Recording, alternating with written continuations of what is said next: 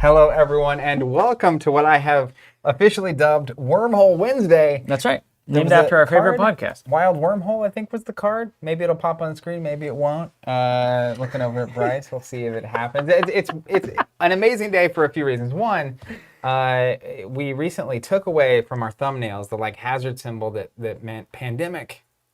Because it's not. I thought it meant the hosts were too hot. It's just hazardous to even watch. They're radioactive, Bryce.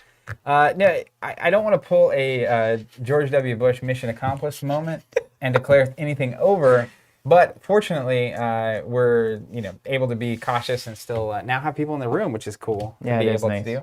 And we're also getting to play Keyforge after it's been a year. It's got to have been a year. We haven't played Keyforge in a long time. There was a set that came out. When did that set come out? Did it come out in the middle of the beginning of the pandemic? Mass Mutation? Dino set? Or is that after the Dino set? There was the Red Box one and the Age of Ascension. Call of the Archons, Age of Ascension, Mass Mutation. Is this set 4? Yeah, it says it right there. No, I have no idea. Anyways, this is Dark Tidings. It was originally supposed to come out late last year. About once every 6 months is when these are supposed to come out. Keyforge got wrecked by the pandemic. Wrecked. Everything about it got wrecked. Because last year, 2020, the big series got wrecked. It's when they were supposed to be doing their big $200,000 prize series. The vault tours they've been doing were great and very successful. 500-600 people, a lot of those events. This is set 5. Siri? It is set 5. What was set 4? It's the Dino set that we're missing. No. There was 2 Dino sets so far. Yeah. So Mass Mutation was the most recent one, I believe. The one before that. The Dino set before it. Worlds Collide. Worlds Collide is what I'm missing. Yeah. That was the Enraged token and all that. So they had this big event series planned, the local stuff. It was really cool, actually. I think Keyforge, particularly because of the unique deck format, so good for the local store. For us, too, we had a really healthy, robust community. It's so good. Tuesday nights, I was actually playing, but that was the game I was playing because Destiny was kind of fading away, and then I was playing Destiny on Tuesday nights. Not Destiny, Keyforge. And you got hooked? You really did. Yeah, we talked about it. I was playing a lot. Every other week we were doing Sealed. Every other week in between we were doing bring your own deck kind of a thing. And this game is so good for that because a new player can show up, buy a single deck for $10 and play in the constructed deck, choose your Archon format. And then also the Sealed is just fantastic. Keeps it fresh and nice. And we honestly can't underappreciate what Keyforge was able to do for local stores, because that's an important aspect of this too. Because you're looking at Magic and Yu-Gi-Oh and Pokemon, the same one. And it's like, well, what is this Keyforge thing? And the fact was that once a week, maybe 2 to 3 times a month, you could have an event where everybody's buying a $10 deck from you. And that actually started to make economics work for a local store having this kind of a game on and you kind of get the upside of an LCG, which is you don't need a lot to play, paired with the upside of a CCG, which is a good economic model for the store. And Discovery, right? And the reality that there's an infinite number of experiences out there for you to have and decks to play against. You obviously remove what we've defined as the game outside the game. You can collect, but the deck building doesn't exist. So then you enter a pandemic, right? And the other thing they did on the local level, before I get too far, they had their event system that was actually really clever, and that's how you earned shards, which then you could cash in at Vault Tours and stuff for really cool stuff. So that was a really cool way as well to incentivize local stores without having to send alt arts and kits and all that kind of stuff, right?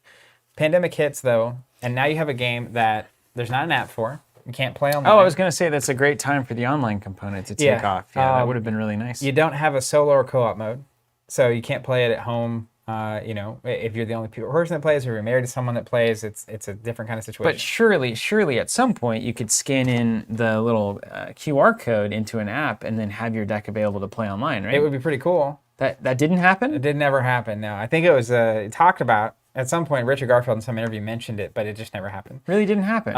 And then, because you can't host events, the event series gets canceled. They pushed this set back. I don't know if that, I assume it was they didn't want to release a game built for in-store experience into a pandemic. Box looks but better. The set looks great. It introduces a couple really cool things that I'm aware of. One is the tide mechanic. They're totally different. They switched to packaging. And then also the evil twin concept, which is really cool. So the thing about these unique decks is they're named something, right? But it's possible you can open what's called an Evil Twin deck, and it'll have cards in it that are the same, that are the cards you're used to seeing, except for Evil Twin versions. Alt art, they're kind of dark. It's cool. Just flex it on the system. It's great. But specifically, if you get, like the Steven deck, and I get this evil, there's literally, if there's an Evil Steven deck, then there's a regular version of that deck out there, which is really cool. Yeah. Either you run into someone who has the deck that you have the Evil Twin for, or you try to collect the deck that is also the one you have the Evil Twin for, or vice versa. That's pretty cool, man. Yeah, I think that's a good flex for Keyforge to be making. I feel like with the enhanced mechanic is when they really started understanding what was possible with an algorithmically generated deck. Where it's like now suddenly cards that were already cards that you're used to could be different cards without any additional art assets or anything like that. It's like genius. And in some way linked to a different deck. Yeah. That's kind of really interesting. Like if I'm ever in a tournament and I run into someone who has the opposite deck, that's a cool moment. Yeah, it is a really cool moment. That didn't have to exist, but it does. So the Evil Twin's good. The enhanced mechanic's really good. Now we've got a tide mechanic in this that we don't know anything. Should we have to read something about this? It'll be in there's a high-low tide in every deck at this point, card. And they look like booster packs. Yeah, they went from like the tuck boxes to an actual package, which is good. It's the crinkle that all people understand. It's bad for the environment, but good for this reason. It is bad for the environment, Zach. We need to do something about this. Which is that there are people, those cardboard tuck boxes, apparently, you could kind of open and seal back in a way that wasn't obvious. That's why we can't have people could open decks, snipe stuff out, and then do that whole thing. Yeah. But this is a lot harder to obviously do that with because you have a sealed We've got to figure something out here, guys. All this plastic is a complete waste of time. Yeah.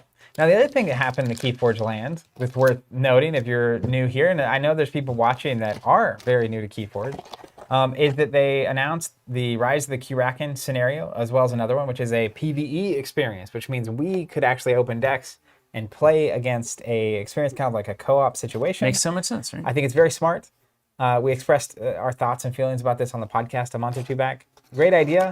The fact that they didn't print them, we had to get ours printed through drive-through or make playing cards or something. And it was even weirder than that.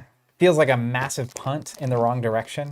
It was like you almost have a great thing going and then you kind of just don't. Because they just must have thought they could sell enough to make a print run. Yeah, which is unfortunate in my brain. Because I think a PvE Keyforge experience, one, you have the unique deck technology.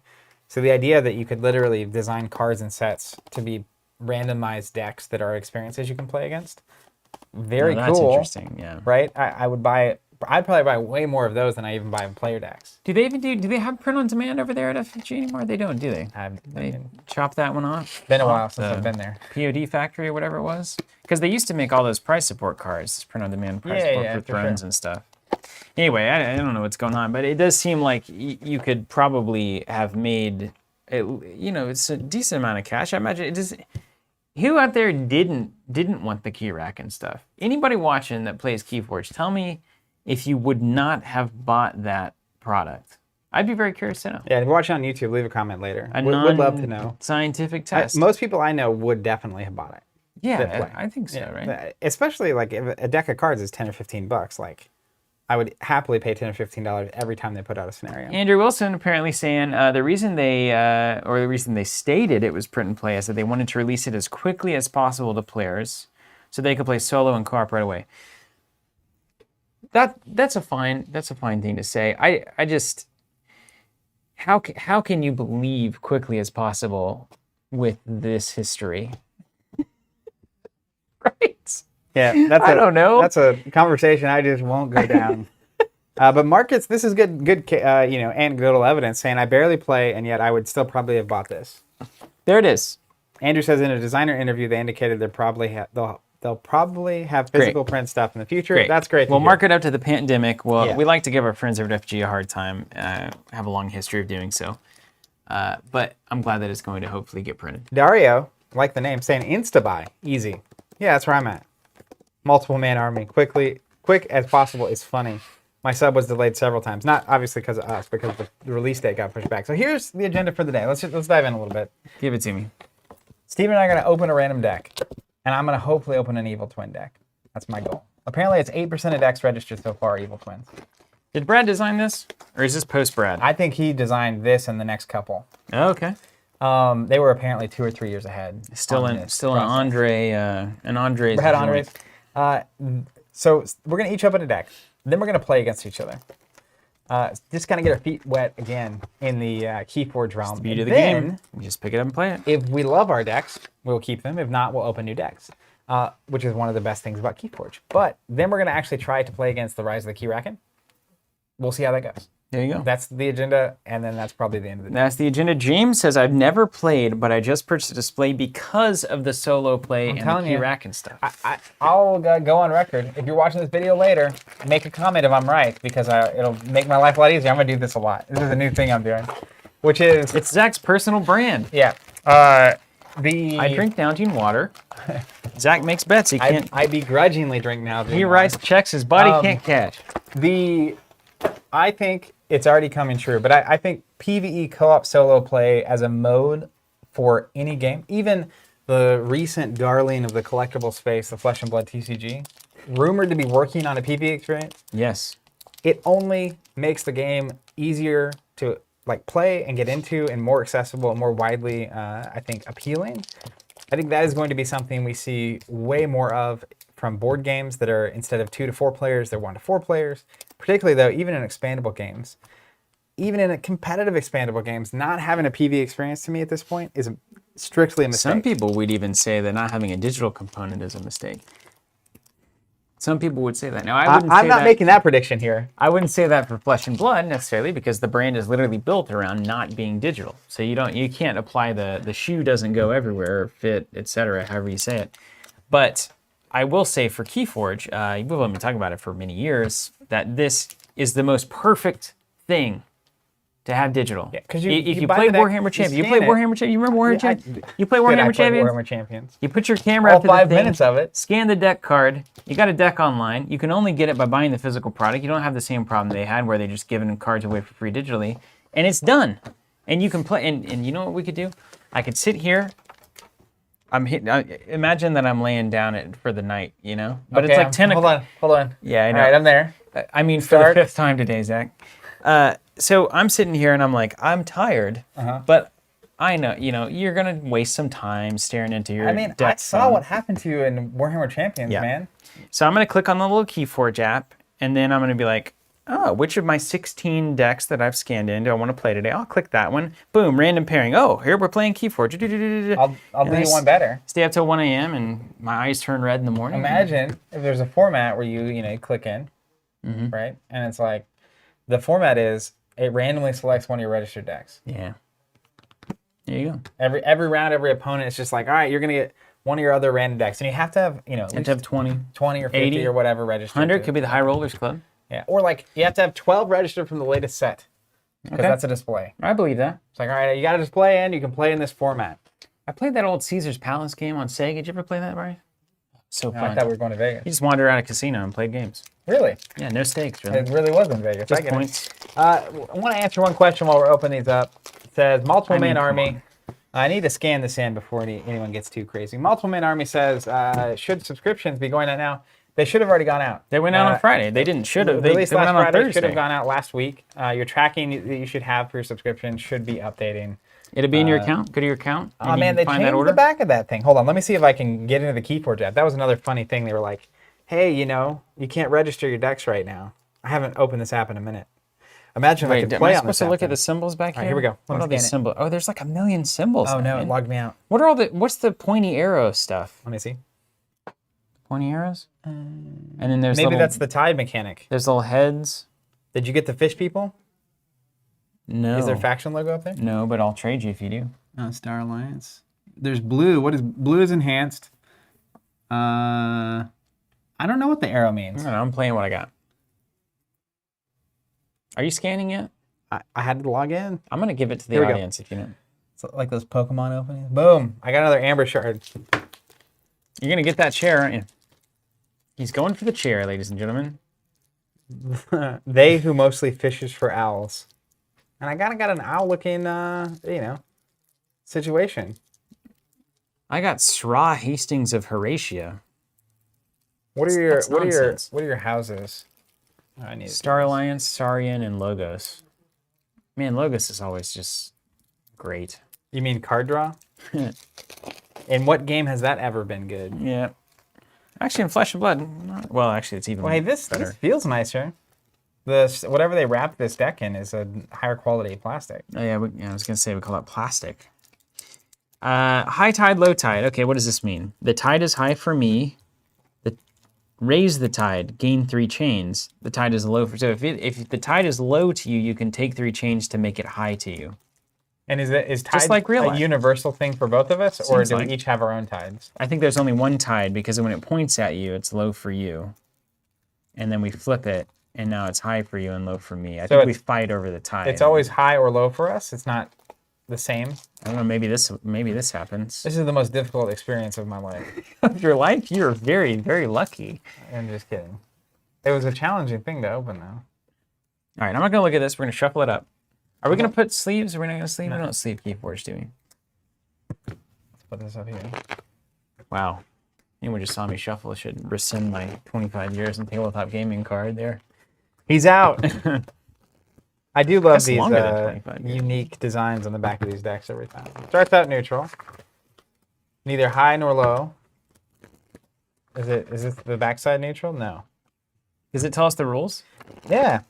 Tide. The tide begins the game neither high nor low. Effects may allow a player to raise the tide, causing the tide to be high for that player and low for their opponent.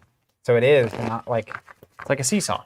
Teeter-totter. enrage, enhance. Are they the we all same know thing? this. It's all. What's a seesaw? It's a playground thing. What's a teeter-totter? Same thing. Okay, they are the same thing. I think so. I think I just now realized that. Teeter-totter makes more sense. Well, maybe not. We didn't get any fish people. That's kind of lame. Well, we might have to open 2 more. Game's usually pretty quick. Oh, yeah? Depends on who you're playing against, though. You come here often? Been a long time. 6? I think 6 was the number. Do these cards feel nicer to you? Yeah. Am I freaking out, or is that a real thing? Well, I think part of it is you're feeling this card versus a standard. This is definitely a different type of card than like Ashes or Fleshy Blood. okay. It's got a different feeling to it. It's not quite as glossy, it's a little more matte. 6, first player only gets to play 1 card on the first turn. That's correct. And then you draw back up at the end of your turn. And then You start with 6, I start with 5. is there a mulligan? Yes, you lose 1 card every time you take it. But as first player, it doesn't matter. You only get to play 1 And card. then get to play 1 card. And you draw back up. You want to go first or second? I'll let you decide. 7 to first, 6 to the second. 7 and cards if you 6 go is the first. standard hand size, yeah. Because remember, you want to have, like, you think you have 2, 2, 2, and then sometimes you've got like a 1, 1, 4, and then you're like, this one's, and then, you know. Evens, odds, zods, etc. for the choice. You get the choice. I'll go first. So I get 7. I'm going to have to read some cards. Well, you're definitely going to lose. Oh, that's a nice card. Also, speaking of wild bets that Zach Oh, makes, cool. this is also the guy that thought the Nintendo Switch was going to fail as a product. I never said that. It's not what I said. I said it was a mistake. I still can't play Pokemon or Mario on my iPhone.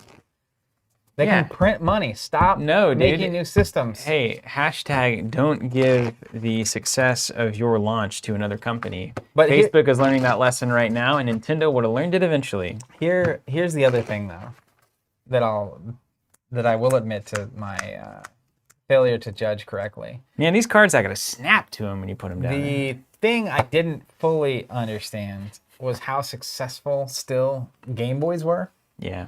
And how relevant they were. And so the Switch is not a toned down version, a mobile console. It is, but that's not really what it is. It's a Super Game Boy. It's a Super Game Boy. Yeah, you can play on a big Had I screen. been pitched it as a Super Game Boy, I probably would have had the same opinion.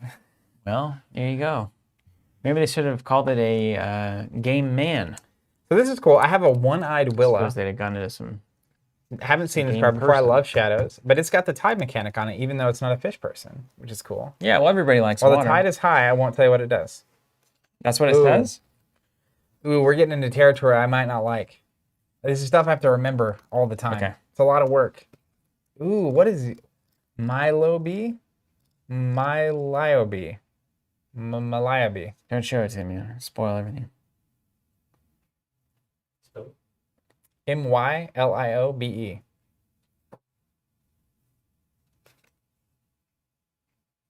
Okay. Okay.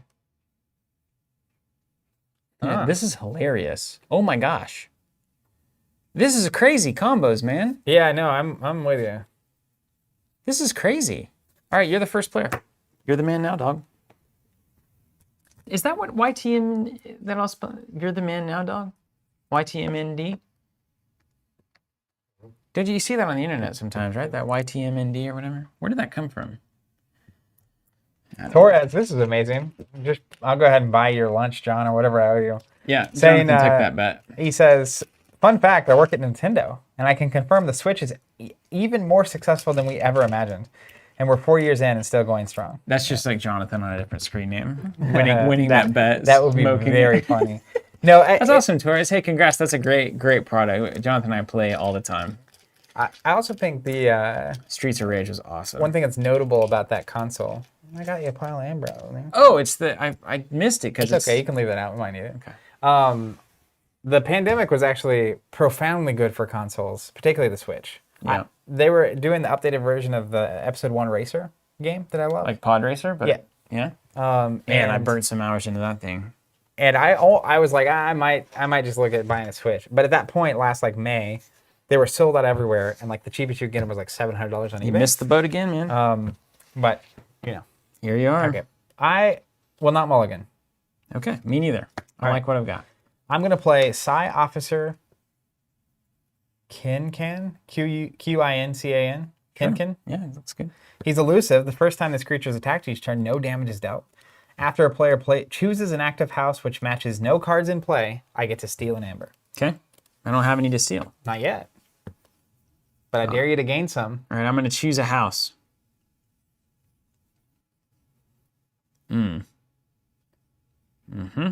Does it go to that thing, or does it go to your... It goes to your pool, doesn't it?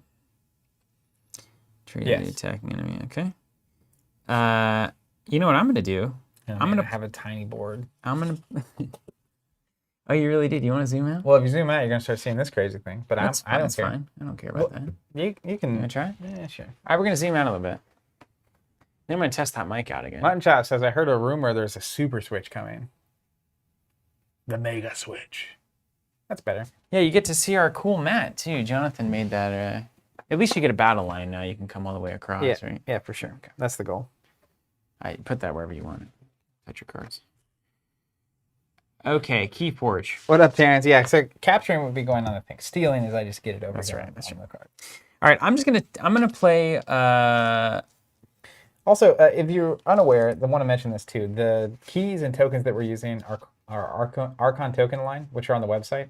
And before you ask, the black versions were a like subscription exclusive way back in the day. There all sorts of stuff. And then these black amber tokens, the normals are orange, but the black ones were a holiday token, and neither of those are available. So, sorry. I'm declaring Star Alliance, and I'm playing Lieutenant Karkar. Ooh, that's new. Has taunt. They're all probably pretty new.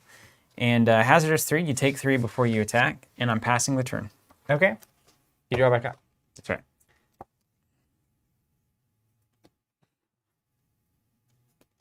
Let's see.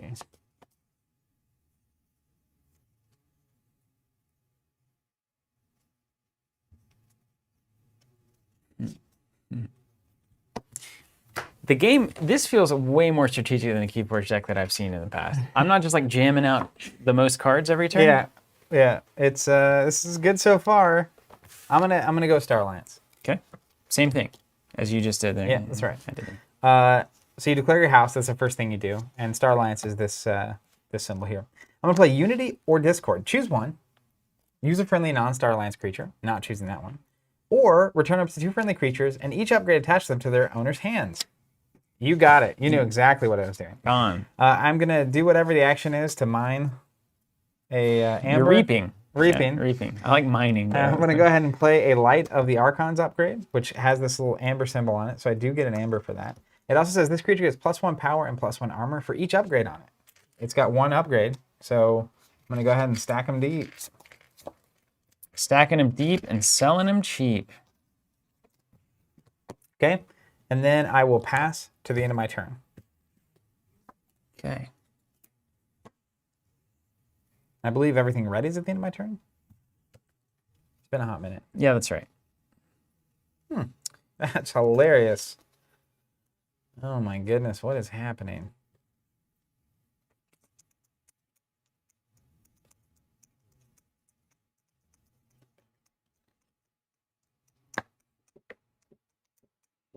Oh man, have I got some things. I'm gonna play it cool, man. I'm gonna play it easy. Playing it easy. Oh, you know what? I don't think I can do that. This Unity Discord says return up to 2 friendly creatures. Your creature's not friendly. Yeah, it's not friendly at all.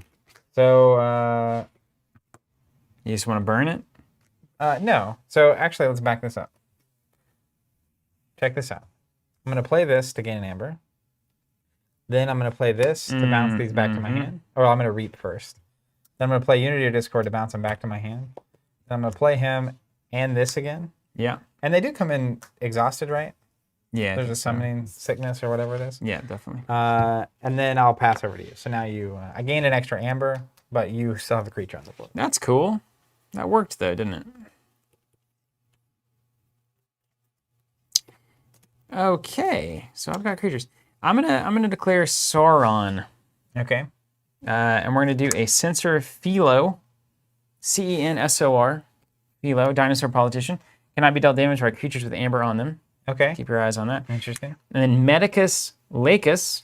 While the tide is high, I can spin amber on friendly creatures as if they were in my pool, so they count towards my my win condition there. And that's it. I'm gonna reap with this guy, or I'm gonna attack you. Wait, he's not sorry. That's right. I can't do that. Different game. Different game. All right, draw on up. Cool. Ooh. All right, mine.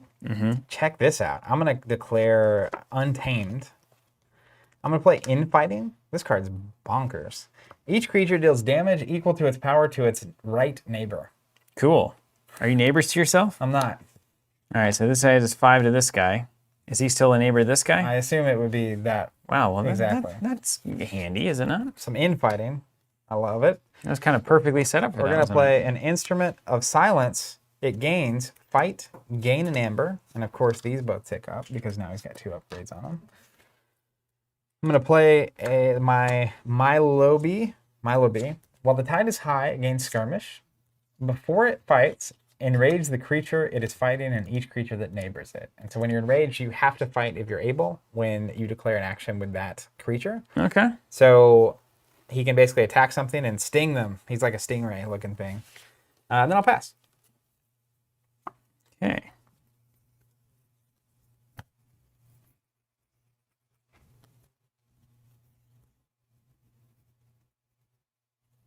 I might be getting weird here. What does adjacent mean, left or right? Yeah.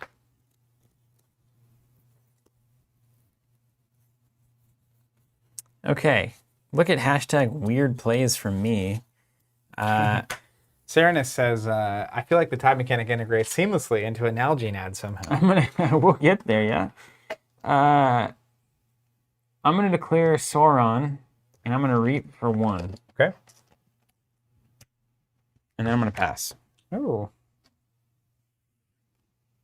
It's like you want me to get a bunch of amber. But you can steal it. Thief. Interesting. Just playing my slow control deck here. What I'm controlling is time. Can you use this Omni ability no matter where you are? Or does it have to be facing you to use it? You know what I'm saying? I don't know. I can't use a sideways ability, surely, right? I can't read it. Omni's an action you can always take. Yeah, but can you take it whenever it's not looking at you? You know what I mean? Like, I can't take your Omni abilities. Can I take sideways Omnis? Probably not. I think it's only if the low tide is facing you can you take the Omni to flip it. Oh, that's true. What's up? Well, no, I wouldn't be able to steal the amber because Steven didn't have it. Yeah, no amber. So when you declare a house that's not in play, yeah. I've been living my life around that mechanic since you first played that card. Great. I'm glad that I can make your brain work. You can Omni it when it's neutral. Okay, but now we know. So if you really have a high tide ability, basically you take 3 It's crazy. to switch it. But then they can flip it back on you. But they got to chain themselves, dude. But then you got to go to 6 to... I mean, it's crazy. Okay, here we go. I don't know. I declare bankruptcy. Well, I mean, I guess we'll just try it and see what happens. Let's go. I'm going to declare shadows. Okay. Are we making drinks today? Yeah. It's Wednesday. It's Wormhole Wednesday, man. Is that happening now? That's happening now. I think we have the train coming in. So we haven't done Keyforge in a while, so there's probably people hanging out watching that haven't tuned in on a Wednesday. But we're actively working on the 3rd iteration of our local store. Very excited about that. One piece of that we are planning to do is adding cocktail service. We formerly had beer on tap. It's called a cocktail program. Okay. If you want to make it really A hoity-toity. 10-step program? Like a cocktail program is like, we're actually paying attention to the holistic nature of the program. We're not just serving drinks here. That's right. So our operations team, work in marketing. who's responsible for that, is going through a rigorous training process. And Steve and I, decided to bear the burden of, We said we'd do it. taste testing all of those for them. So we'd do if it. drinks show up, that's why. Drinks be the food of love. Shadow. I'm going Shadow. Shadow. Womp, womp, womp. I Lofa. am going to play Scooped. Deal 2 damage to a creature. This one. This one. If it is not destroyed, it captures 1 amber from its own side. And then I get an amber for playing. Then I'm going to play Brend the Fanatic. I love this card. Skirmish, play, your opponent gains amber. Okay. But when he's destroyed, I steal 3. Oh. I'm also going to play 2 copies of One-Eyed Willa. While the tide is high, gains Elusive and Skirmish. Also fight, steal 1. It's a lot. Then I'm going to do the craziest thing since sliced butter. I'm going to take this Omni ability, raise the tide, gain 3 chains. Let's just see. I want to see it work. So I'm going to gain 3 chains. It's going to make me draw 1 less card at the start of each round for the next 3 turns. But then you get to steal stuff. I get Elusive and Skirmish there. Okay. Yeah. So, and then this one gains Skirmish when the tide is high for me. So all the damn, you're And a quick strike. Those are fight, gain, steal at amber when I'm in that position. So I'll pass in my steal and round. amber. Okay. I have a pretty big board. So unless you have a board clear here, this seems like a good time. I'll lose 1 chain and draw 1 less. I don't have a board clear. To basically take the risk of having the chains. In fact, I realize now that my plan is foolhardy. That's awesome, man. Saying my dad lives in Glenpool. I've never visited your shop, but next time I visit, I'll come check it out. Sounds great. Check to see if we're open. David saying I would have bought a Keyforge scenario as soon as it released. We kind of did, weirdly.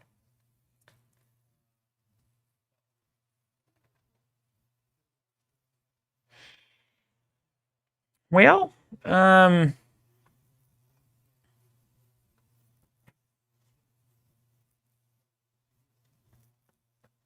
okay.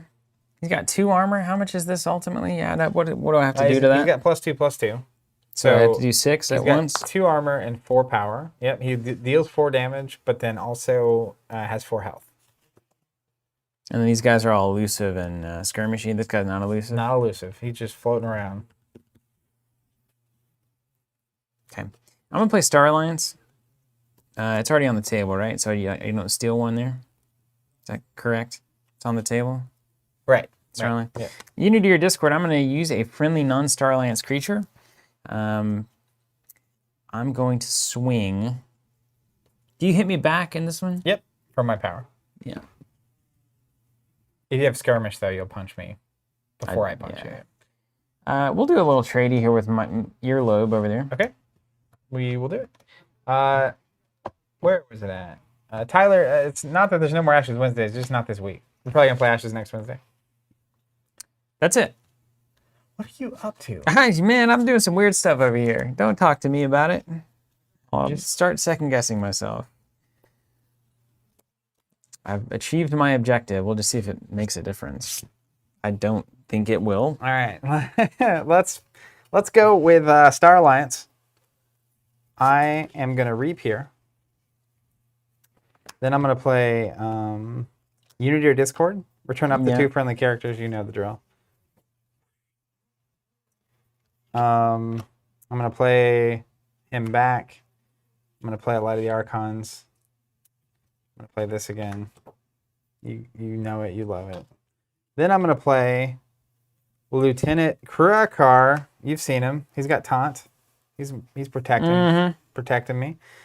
Then I'm going to play together. I can play a non-Star Alliance card. So I'm going to play Jackie Tar. Elusive. You have to do a second line or something up there. This is just bad. Let's just stack a little. Jackie Tar is elusive, reap, deal damage to a creature. If the tide is high, deal 6 to a creature. And then this says if the tide is high, I can play another non-Star Alliance card. Right on. So I'll play Creative Nature, destroy Creative Nature. If I do, I can choose a creature. For the remainder this guy's dead, yeah. For the remainder... Is that right? Didn't he die? Oh, because you punched me? He attacked, yeah. Yeah. If you do destroy a creature, for the remainder of the turn, that creature gains Skirmish and Assault X. X is its power. So I destroyed this, choose a creature. They gain Skirmish and Assault X. X is the creature's power. What's Assault X? Does it do that damage before it hits? Assault. When a creature with Assault X attacks, it deals X damage to the creature it is fighting before the fight resolves. Okay. So like if I had Assault 4... Yeah, it's like early damage. Yeah. Okay. You keep doing the thing Karen's saying the focus is off? Is that possible? It's possible, but it's really not. It's probably the quality of the stream. Make sure you're at 1080. What were you saying? You keep doing the thing. Shane. You keep not doing the thing. And you're in check, by the way. I know, but you keep not doing the thing. You expect me to do something? Yes. If you tell me what it is, I'll do it. You're supposed to be stealing. Oh, yeah. You played 2 things that steal. You could have reaped 2 times and stolen 1 Well, I have to fight to do this. with Shadow. There's nothing for me to fight. That was my mistake then. All right, well, let's see what we can do then. I'll show you. That was my bad then. All right, well, how about some of this? So this is the last thing. Oh, my goodness. Draw a card. This tide being high is just going to be in my favor. Have a card. So I At do some this point, the you're going to very have end. to make the investment. Here we go. Okay. So, all right, I'm going to track this. So I'm going to play 1 card. This is hilarious. There's a card called Away Team. It makes me happy. It's hilarious. I'm going to call Logos. You're going to steal this because there's no Logos out, right? Yeah. But I've misread this card like 20 times. And it says steal 1. If your opponent stole 1 from you on their previous turn, steal 2. So this is not your previous turn. You have not stolen any on your previous turn. So I steal 1 back. You thought I would steal it here and you could immediately take 2 back. Not 2, Zach. Oh, but 4. So then we've got Think Twice. Play an action card from your discard pile, then purge it. Information exchange a second time. That's pretty good. You stopped me from getting that key. Purge it. Ryan Roper has some 3 cards played so pertinent far. advice. He says, I feel like Steven's strategy of letting Zach run away with the game is going to backfire somehow. It could be an issue. Hydro Cataloger. Okay. After a player raises the tide, they archive the top card of their deck. It's going to gain me an amber. That's an Ooh, you artifact. about to steal the tide from me? No.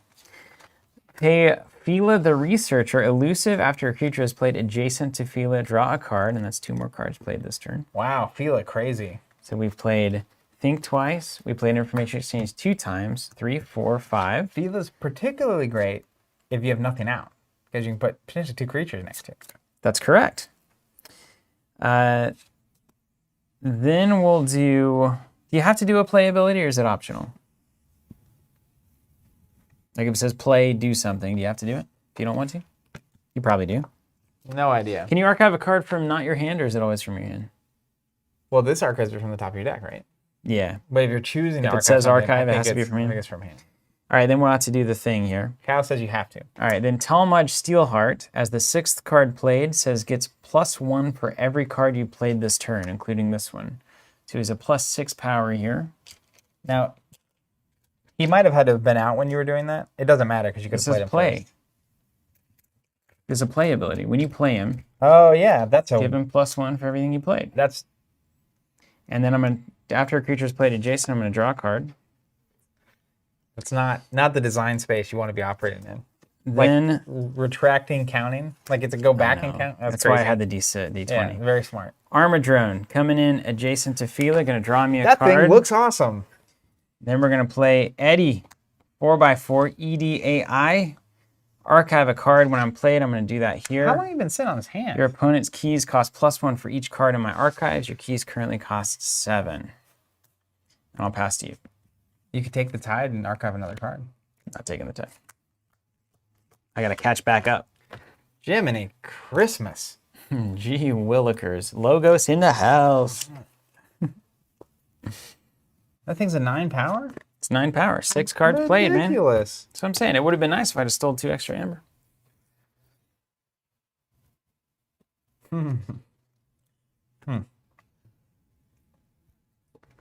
Welcome to the club. 3 armor on this old drone. It's cool. 3-1. That's fun. Yeah. Well, I think I'm gonna be unfriendly. I'm gonna go shadows. Come on. Let's start here. I'm gonna reap with old Jackie Treehorn. What's that do? Jackie Tar there? 6 damage because I have the high tide. All right, give it to me. 6 here. 6 to the drone. You got it. Dunk that thing. Then we're gonna go with old One-Eyed Willa. She's gonna attack here. You have elusive, so I will take a damage, and you won't. No, nothing. I don't swing back. It just It just cancels you. But I did fight you, so I'll steal 1. Is that true? That's how that works. I didn't know that. Then I will attack you again with the other Willa. Do 2 to you. To Phila? Yep. All right, you got it. And then I'll steal 1 because I survived it. If you survive, that's when the fight abilities trigger. Yeah. Old Brand. Old Brand. If you have more amber here, I could throw him at something, and then he would gain me the amber back. But instead, he'll just reap. I'm setting up the old bait and switch. Would be a bad news if that exists anymore. I know they changed it's like limited somehow now. Just lowered my Ciao chair. now, Brand. I thought my world was sinking there for a second. What's happening? That's hilarious. Okay, well, this is ridiculous. I have a sea urchin. What was the old urchin called? It wasn't a sea urchin. It was just an urchin, maybe? Anyways, I'll play it on this side of my board. Play capture an amber. If the tide is high, steal instead. You know, just making it as bad as I can make it. Secret Needle coming into play. Oh, I love the old Secret Needle. It's back. This is a funny card, too. Hard Simpson. He's elusive. He's a beach bum. After Simpson is dealt damage, steal an amber. If the tide is low, your opponent steals an amber instead. Oh, cool. Yeah, that's just a wildly risky thing for me to Tide put is in low play. for you? Yes. Yeah, okay. And then I'll pass. Okay. But, you know, I like big boards. You cannot lie. You know how I feel about giant boards. So it's snakes. You with me on that? Yeah. It'll be taken care of here quickly. Well, good. I'm tired of this. We'll get a good one here. I'll lose that last chain. Ooh. What? There are pirate ships? That's crazy. That's a crazy card. There are pirate ships. You know what? This is a game. This is a fun game. The theme of this is like just bizarro fun. There's a guy named Shield You Later. Shield dash the letter U dash later. Ah, it's so good. It's just bizarre. It's bizarre in all the way the spoils was bizarre without any of the like across the line. That's true. It always kind of had that vibe in it. Okay,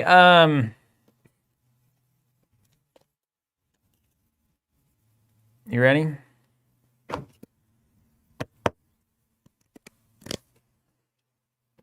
I'm going to choose Star Alliance. Grand Alliance Council. I'm going to choose a creature of each house and destroy each creature not chosen. Okay. Let me think about this for a second. He had a board clear. That's cool art too. Yeah. I love it. Are they in the set? What's this faction? Martians? No. The like Angel Knights Sanctum. Yeah. Are they in the set? Probably not. Yeah, they are. Wrong again. Give me Horsemen. All right, let's start here. So I'm going to choose for logos. I'm going to choose to keep Talmage Steelheart. Okay, so Eddie goes away. I'm going to discard Eddie. I think that's right. I don't know. You don't even have anything big enough to kill. All Anyway. right, so you have to choose a Star Alliance and a Shadows creature, and I lose everything else. All right, so I'm going to choose... this creature can stay. Everything else is just weird. So my other Star Alliance goes. Yeah, it's too weird for me to appreciate. And then what about You can Shadows? keep old Hard Simpson, because I'm about to work him like an old bank robbery. Yep, that is what you should be doing. Agreed. I like it. You cleared the board. That's what we needed. Okay. Let me make sure I actually want to use Eddie. Ooh, John M saying someone got an Evil Twin Horseman deck. Are there Evil Twin decks that are Evil Twins of earlier decks? Bryce's face right now. Say it ain't so. Once you add Horseman back to this conversation, I'm I'm suddenly extremely interested. That's right. Okay, that's a Grand Alliance Council. We did that one. Should I pick this up? No, I don't need that. That's right, Nicholas. He says, a masterful play by Steven. By having 0 amber, he hard countered Bryn's effect.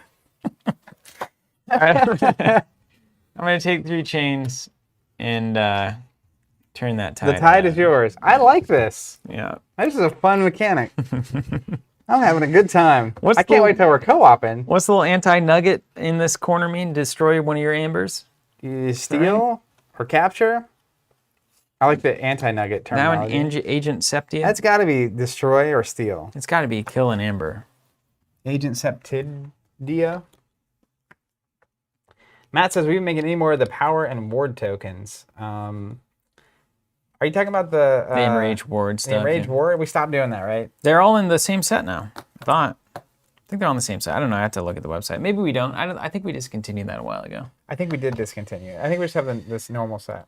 Capture and amber. Oh, hold on. Don't. Let's Okay. capture and amber. I'm not doing this yet. Okay. I need to play this guy first. That's the key. Did that card only destroy creatures or all cards? Creatures. Choose a creature of each house. Okay. Yeah. Okay. Then, next up, we're going to play Operative Espion. Elusive? Hey, if you play that thing first, you can actually destroy him. Say what? You choose one of each type, right? You didn't have any of those out, so you could actually destroy Yeah, him. let's do that then. Yeah. That seems good. I like that. I like your hot tips. Yeah. I'd tell you, it's a big game, man. Big game. Big game. But, it's actually really straightforward, too. Yeah. It's good stuff. And then, in a great game. Great game. I'm just Got gonna, too many punters on the team. I'm gonna do this now. I'm gonna now use the tide ability, There it is. Get those chains. and then I'm gonna get the chains. And then this guy says after a player raises the tide during their turn, they may use a creature they control. So I'm gonna use Ooh. to reap, because anything else that comes in is gonna be exhausted. Come on now. And I need to, basically hit him like a pinata. And I need to destroy him. Yeah. No, I need to take the tide back. Then I'm gonna play Biome Discovery. It's gonna gain me an amber, and then it's gonna do 1 damage there, and it's gonna steal me 1. Right? Is that right? Every time he takes damage, I steal 1. Yes. Great. Read it. And then if that tide is high, things happen, but that doesn't matter.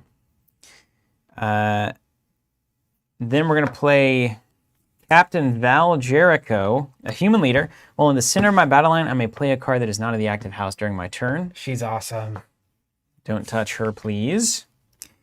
Then we've got Agent Septia is going to kill an amber. Is that what we decided? Or capture? Capture. Capture, okay. Ooh, wish I had a hand on Kyle it. says there are 7 Dark Tidings Horseman decks on decks of Keyforge right now. Wow. Are there any double Horseman decks? You know what I mean? One of those old classics. See if I can go down another wormhole. Then we'll play Zap. It's going to gain me 1. Man, we haven't fought the Keyraken yet, but we're planning to after this game. And I get to archive the top card of my deck here, courtesy of Hydro Cataloger. Do I get to look at that? Did it? Yeah, you can look at your archives. Okay. So then I'm going to zap here. I'm going to do 2 damage. 3 rather.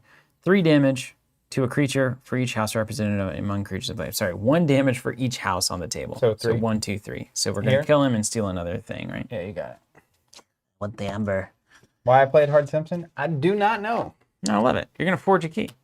Now, what's interesting, and this is the thing that I was looking at, it's a better play. I think in fact, it's so much better, I'm just going to do it. I'm going to kill the 9 guy instead, and I'm going to leave this guy in.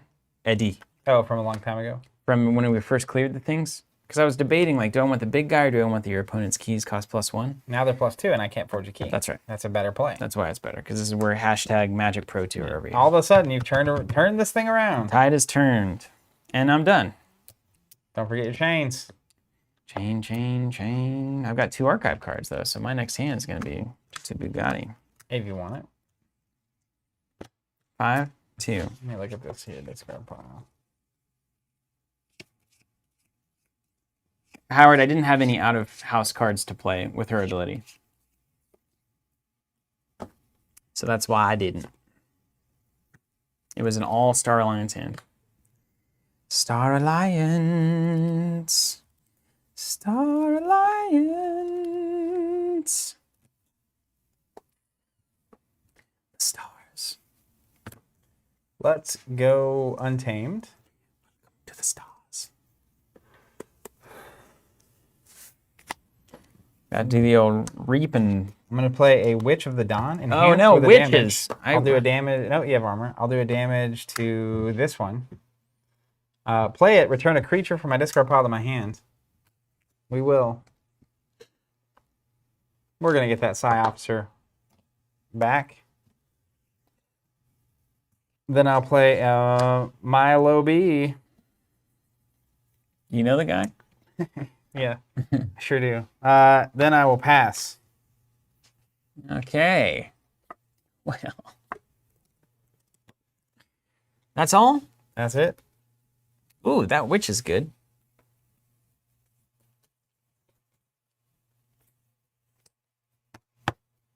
That witch is good. Well,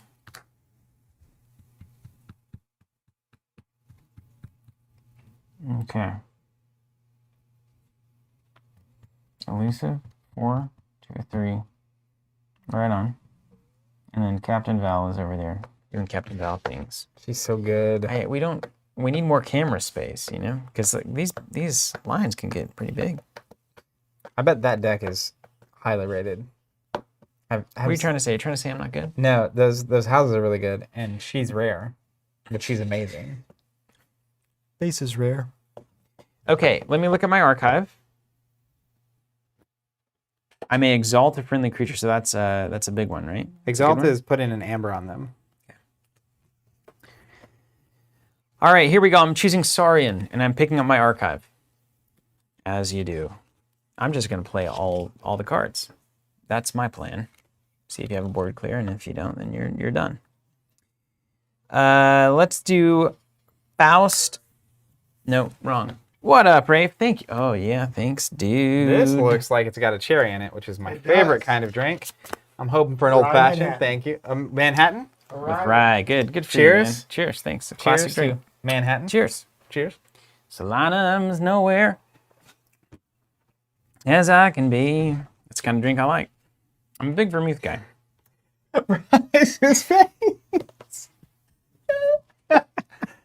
I assume that they're maybe bringing you one. Oftentimes they do, yeah. Denied. The Colosseum. Gonna play that. It's an artifact. You've seen the Colosseum. It's in the deck. I love this deck. After an enemy creature is destroyed while You got a fighting, Captain Val Coliseum deck? I am so happy right now. put a glory Sorry, I got counter, excited. 6 or more glories, you remove 6 Forge a Key. I went Coliseum hunting when the last set came out, or whatever set it was. Oh, really? I was just buying decks. I wanted a good Coliseum deck. And this might be it. It may have just came to me. Welcome to the club. Then I'll play Cornison Octavia. Action, capture 2. So We got an Octavia? be ready. Love it. Be That ready art's for cool too. We're about to start sneaking over here. Lim See? saying, hey TC, anyone heard anything about the long-awaited Mythos pack for Arkham dropping this weekend? So it is coming out this weekend. If you weren't on the allocation list, then the tracking should update mid this week. I can't believe you got a Ready for Coliseum dads here. deck. Now Captain Val lets me play a card that's not at the active house during my turn. So I'm going to play the old Armor Drone. Then we're going to play... Terrence, these are all my decks. Faust the Great. yes. I'm going to exalt a We friendly got Faust creature. and Octavia? Come right. on. You're dang right. I'm going to exhaust a friendly creature. And who are we going to exalt, rather? Not exhaust, exalt. We're going to exalt the safest one. We'll exhaust this dino, or exalt this dino. No, okay. You Feels don't good. have to. I'm going to. Oh, it makes my keys cost more. That's correct. I see. Yeah. So your keys now cost... is this supposed to be here? How did this get here? The ability. Oh, right on. Here we go. So your keys currently cost +2, +0 for the hider cataloger. So nothing happening there. So we're in the same situation. We're going to play Medicus Lacus. We're going to play Console. Hold on. Are you snaking or not snaking? I don't know. You can choose your favorite. I'll snake. All right. Snake's the word. And then we're going to do Console Primus. And then we're going to play a Serrarium. Gain an Amber. Put you in check. Each creature with the lowest power cannot reap. Huh. I'm about to do it. Let's turn it around.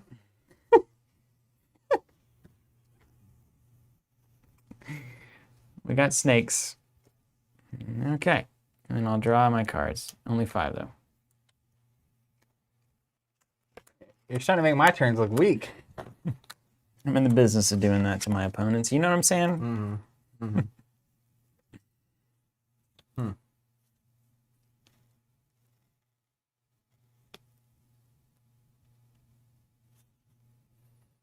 All right. We're going to go Star Alliance. Wow. Psyops are... He's back. The away team. Shield you later. Unity or Discord. Choose one. Use a friendly non-Star Alliance creature. Actually, before I do that, hold on. Not doing that yet. I'm going to use the Creative Nature Omni ability.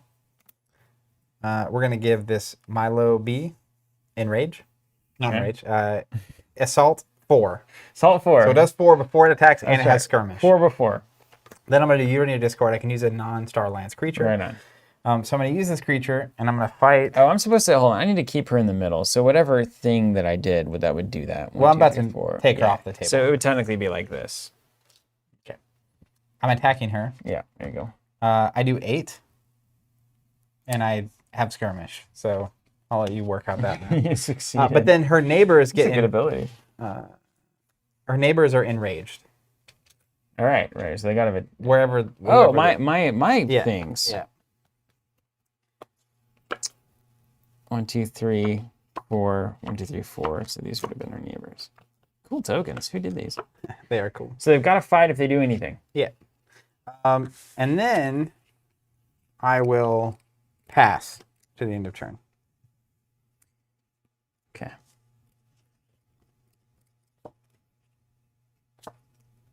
A lot of elusive stuff over there.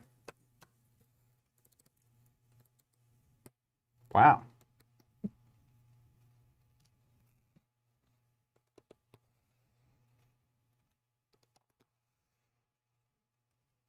Wow. You said it, man. Wow. Wow. Wow. You get a key, right? Yeah. Forge on. Ding. It's a racing game. To the moon. Okay. All right, buddy. All right.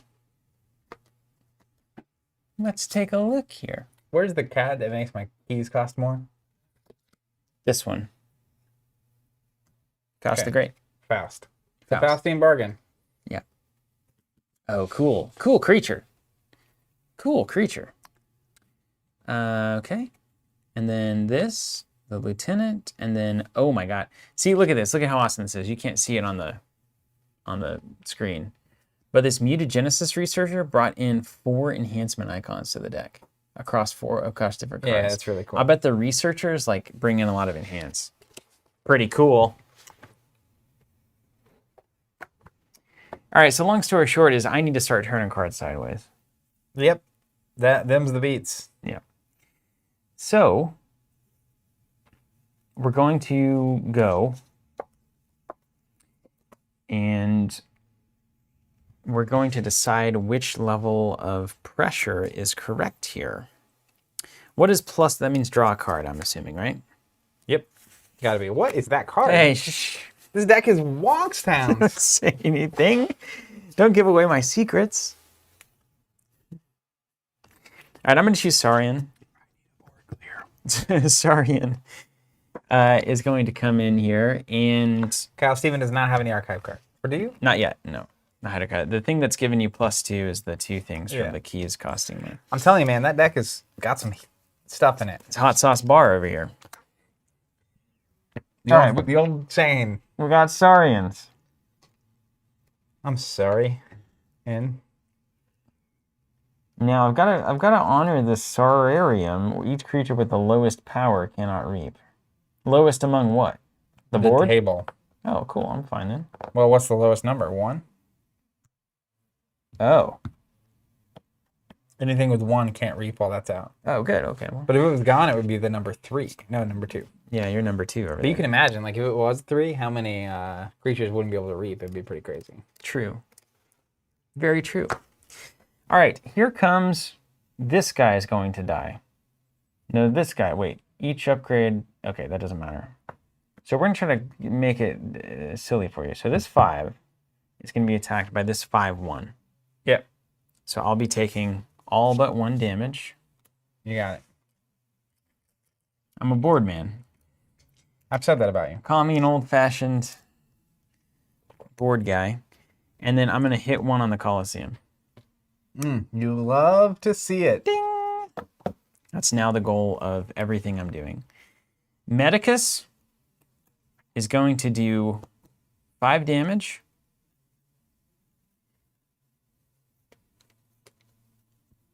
Two. Good question. That. Mayapole. Take 4. Taking 4. If you do 1 to a lot of stuff, you're going to be in a good spot. I am playing Shadows. Yeah. You look okay. Then we're going to do...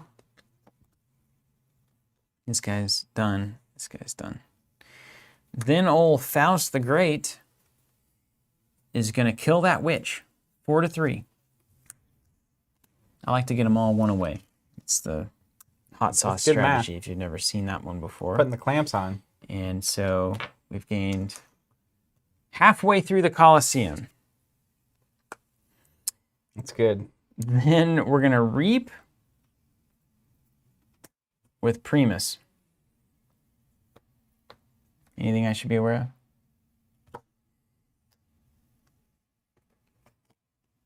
of?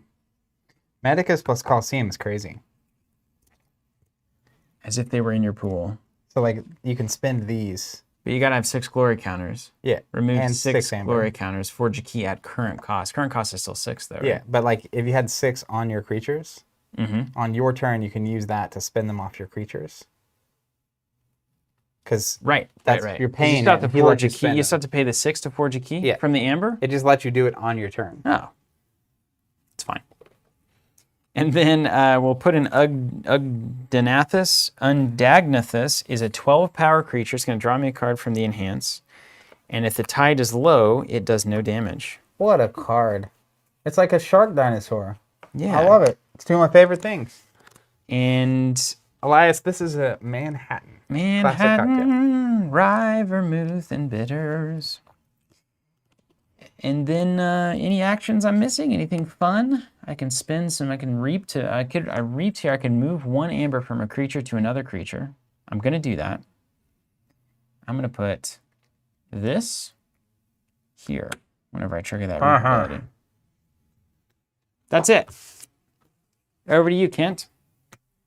I'm at 5 cards, so we're done.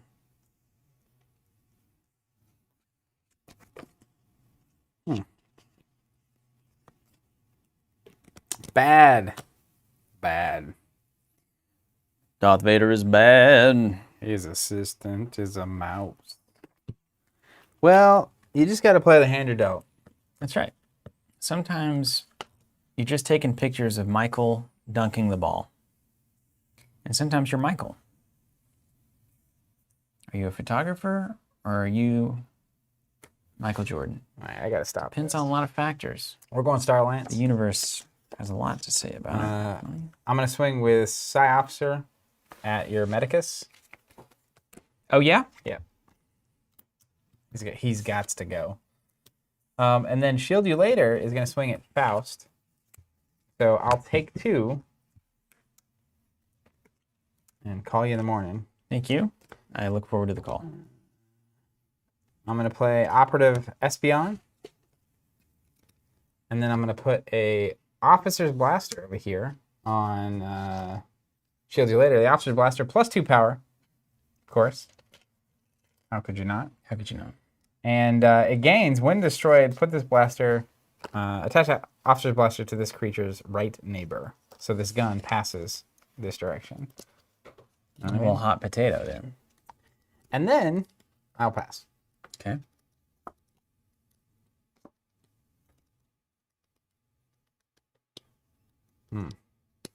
Interesting. I need more ways to archive things. So ones cannot reap.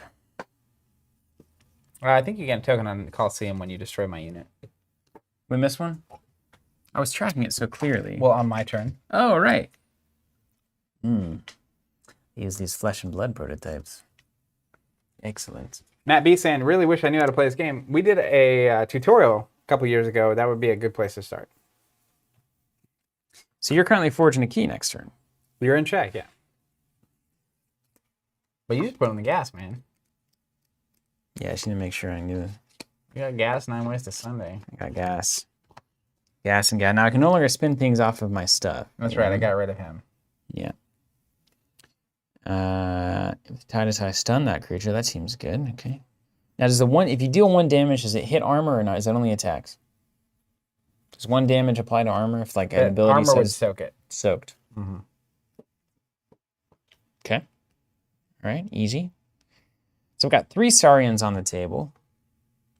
I could reap 3 times, get 3 things, and that's okay. I've got some logos. I got 2 logos on the table. One of them steals. That's not quite enough. We've got 2 Star Alliance things that have to fight. When they do, it's pretty good for me. And, you know, like this guy's going to deal 1 to a creature after a fight, so it's a 4/1. I could attack that 4 with elusive. Nothing happens. Then we deal 1 to something and stun something. So I'd probably like stun that shield man. And then I'd attack this again, and we'd kill each other, and then I'd get 1 on the Coliseum. But that's not really enough. Sometimes it's just reaping time. See, there's some good synergy in here. I'm gonna play logos. Okay. We're gonna play science. Remainder of the turn, after you play another action card, gain a money. Logo's got a... This whole thing could come together in a very strange way because it has the steel action card with science, which to play another action card from your discard pile. It could just churn and burn, man. That's the... Hold on. That's kind of like the Untamed... There's the card where you gain a amber every time you play a creature. Yeah. From early on, but this is action cards. That's crazy. It's super good. Then we're going to play Phase Shift. We're going to gain an amber. Then we're going to gain an amber for science, as you do. What's and I Phase can Shift? play a non-logos card this turn. Wow. So I'm going to play Lieutenant Dan? Karar. Lieutenant Dan? And he's going to protect... Nobody's really worth protecting. Consul Primus is fine. He's got Taunt and Hazardous 3. Yeah. Don't punch that guy. And then, as much as I hate to do it, I'm going to play Knowledge is Power. I can either archive a card or gain 1 amber for each card in my archives. So I'm going to gain 1 for science. And then I'm going to archive this card. That's a great play. Look at your turn. That deck is hot sauce. Now we're going to go with the logos stuff. Yeah. The logos stuff is going to fight. Fight, steal 1. Fight? Good question. Yeah, sure. Perfect. Let's do that. Let's go fight here. Oh no, you're at 5 power? Yeah. Ugh. I guess I'll just You could fight the Reap. elusive thing. reap. Oh, right on. There you go. So fight the elusive thing, steal 1. Thanks. and then reap here for 1. And then you're checked. All right, my turn. Consider yourself checked. My keys cost 7 currently. Is that right? Your keys, I think, are clean, man. Isn't this thing everything you have archived? That's correct. Yeah, I did that But on purpose. I have for 7, Sure. Yeah. so we'll forge a key. Finally. We're going to declare untamed. There are no untamed out. But you destroyed my officer, so congratulations. Doesn't matter, does it? We're going to play one of my favorite creatures, Lupo the Scarred. You love to see it. I love big cats. Milo B and Stingrays. This is the thing. Deal 2 to an enemy creature. Oh, yeah, that's right. Who's your favorite? Here. Let's get rid of that guy. Yeah. Dinos came in and dinos went out, just like real life. I'm going to take 3 chains. We're turning the tide. After a player raises the tide, they archive the top card of their deck. That's good for you. Yep. Archived. And then after a player raises the tide during their turn, they may use a creature they control. Is that for you too? I have that same thing. Do I get to use 2 creatures here? I thought that was only for me, but if it's for both of us, that's terrifying. It's got to be for... It would say you if it's not for It both says of us. a player, though. You know what I mean? After a player raises the tide, they may use a creature they control. High risk, high reward. Bring it on. You can use 2 creatures. I have 2. I don't see So any you way can around imagine. it. It's going to be 2.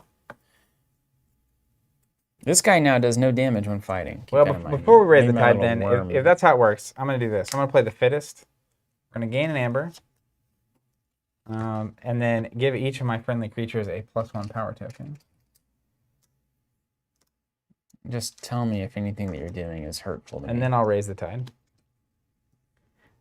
I get to use 2. Okay. Yeah, you use them up. Let's think.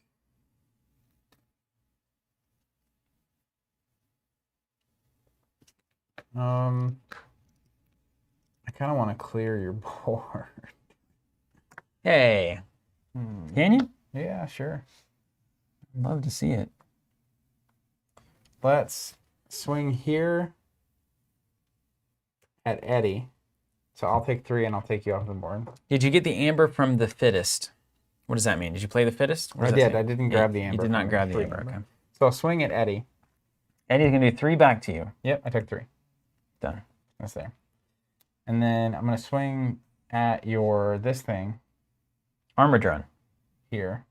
You're going to do 5. It's going to do 1 back. It's soaked by armor. I don't know what. Let's see something. I think it's from a drink. No, it's just the little. You look at the little card spotters. No, there was like water on it from here. It's a sacred deck for you Anyways. now. I better be careful. I know it's $1 million. You have to wear deck. gloves when I drink them. Then I'm going to play a Deepwater Gruin, 2 amber. Play/reap. If the tide is low, your opponent gains 1. The tide is not low for me, which is why I had to steal the tide from you. End of round, passing it over to you. Okay.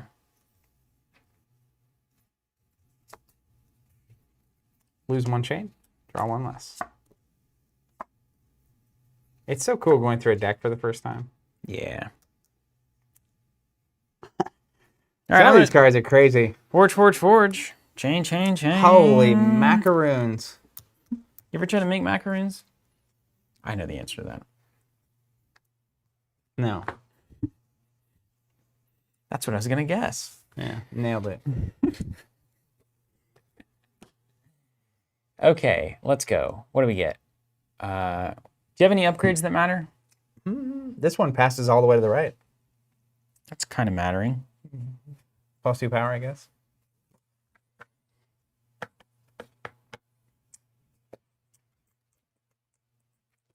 Okay.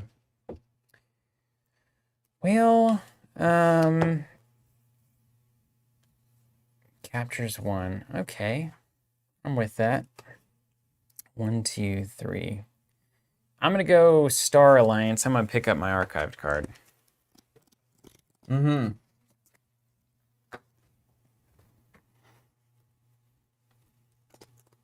You're at 6 power over there with a silly blaster. Okay. All right. Deal 1 to it. Fight, reap, deal 1. If the tide is high, stun that creature. Okay. So I can reap and deal 1. Well, that seems relevant to me. Let's play a Mutagenesis Researcher, just a 3-body.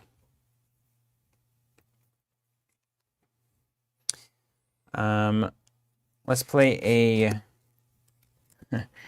Xeno Training. Wait, let's make sure that's right. Yeah, that's right. For each house represented among friendly creatures, a friendly creature captures 1. So each house represented is currently 1, 2. So I capture 2. Onto a friendly creature. Let's put him on the big man. Yep. You also gain 1 and capture 1. And I gain 1. And I capture 1. Let's just load him up. Man, if you had that one guy that lets you spin him off your creatures with that Coliseum. I know. It's brutal. I gotta draw in. Then I'm gonna flip this tide here. Okay. Which means I'm gonna archive the top card of my deck. Archive. And then I may use a creature I control, and I may do it twice because of the thing that we already talked about. Yep. So I'm going to keep this simple. It's a space race. We're going to start doing some attackies. This is me now. I don't like it.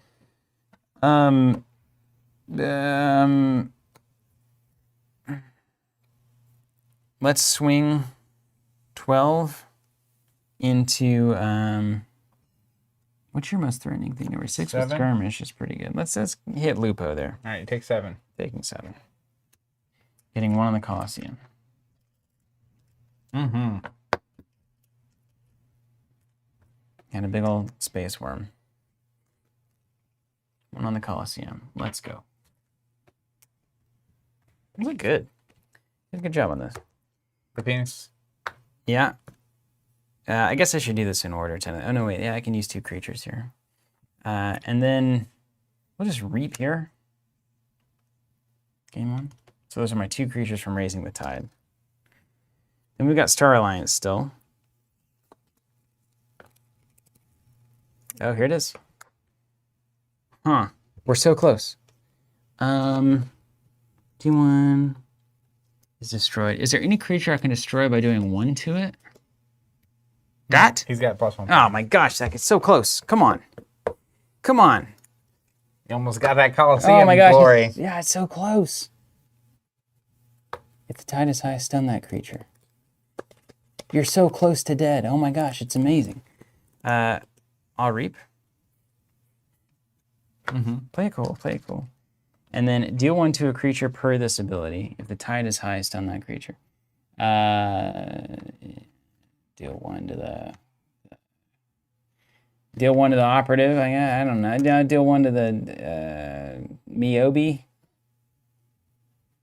Malobi? Milobi. My Milobi has the first name. Okay. What's our reap power for this ability? It's 3. My 3s can't reap. They didn't, see? at least. It is backfired. I'm going to play a Biome Discovery. I'm going to gain an Amber. And then if the tide is high, which it is, I'm going to look at the top 2. Discard 1 of them. Otherwise, raise the tide? I didn't read that part of the card earlier. You get to free raise the tide, man. Cool. Very good. Okay. Now, if I were a smart person, I could, reap, and then I would have 6. And if I had 1/1 in the Colosseum, I'd be there. So if this ability had killed something, we would have been there. It would have been beautiful. Couldn't you just swing with that guy? Which guy? This guy? He has fight. But he wouldn't get me an Amber. I got the Reapy Amber there. Oh, yeah. Also, the Coliseum is only when you're fighting. So if you had been able to defeat me here, it wouldn't have gotten you to it. Right on. You gain glory in the Coliseum when fighting. Glory. That's what the crowd wants. We'll call it glory. And then I suppose let's go ahead and load up this Coliseum. So we're gonna do. You know what? Yeah, we're going to be done with all this nonsense. Oh, wait, I'm enraged here, dude. So let's just say, rather than reaping, I have to fight you. Ooh, yes, you do. So we will do a fight. We'll trade here. These guys can kill each other. All right, great. I'm glad he's gone. Yeah, me too. And then operative guy is going to do a similar trade. He's going to do 4 to something. That's a 6/5/4, 2 to armor.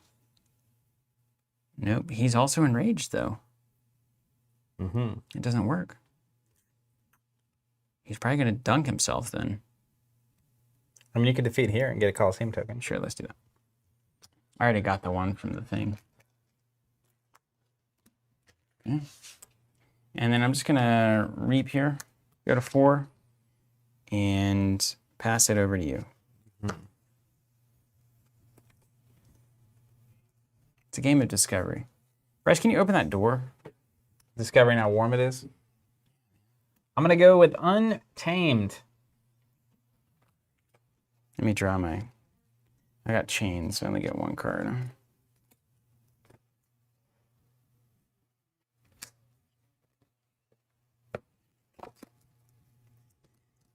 Let's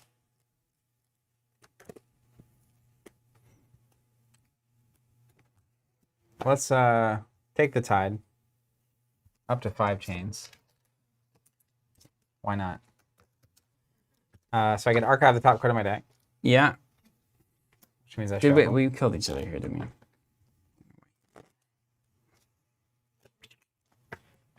we? Yeah. Both of the enraged things killed themselves. You archive the top card of your deck. Okay, good. Good. I will reap here. I'm going to play Persistence Hunting. Gain an amber. Choose a house. Exhaust each enemy creature of the chosen house.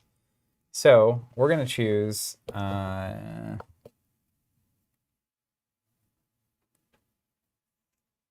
Saurian. Ding, ding. Yep. And then I'm going to play a Dredging Druid. She's a witch. Elusive. Reap, if the tide is high, I can put 3 creatures from my discard pile on top of my deck. It's a great card. Could be good. Go ahead. Druids are hardly witches.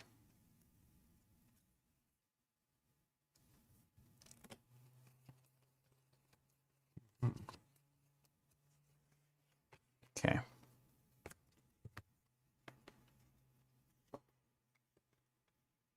So then, Therefore, Smart Money says, can I get 1 amber? 2 amber. Can I get 2 amber? I mean, there seems to be an easy way for you to do that.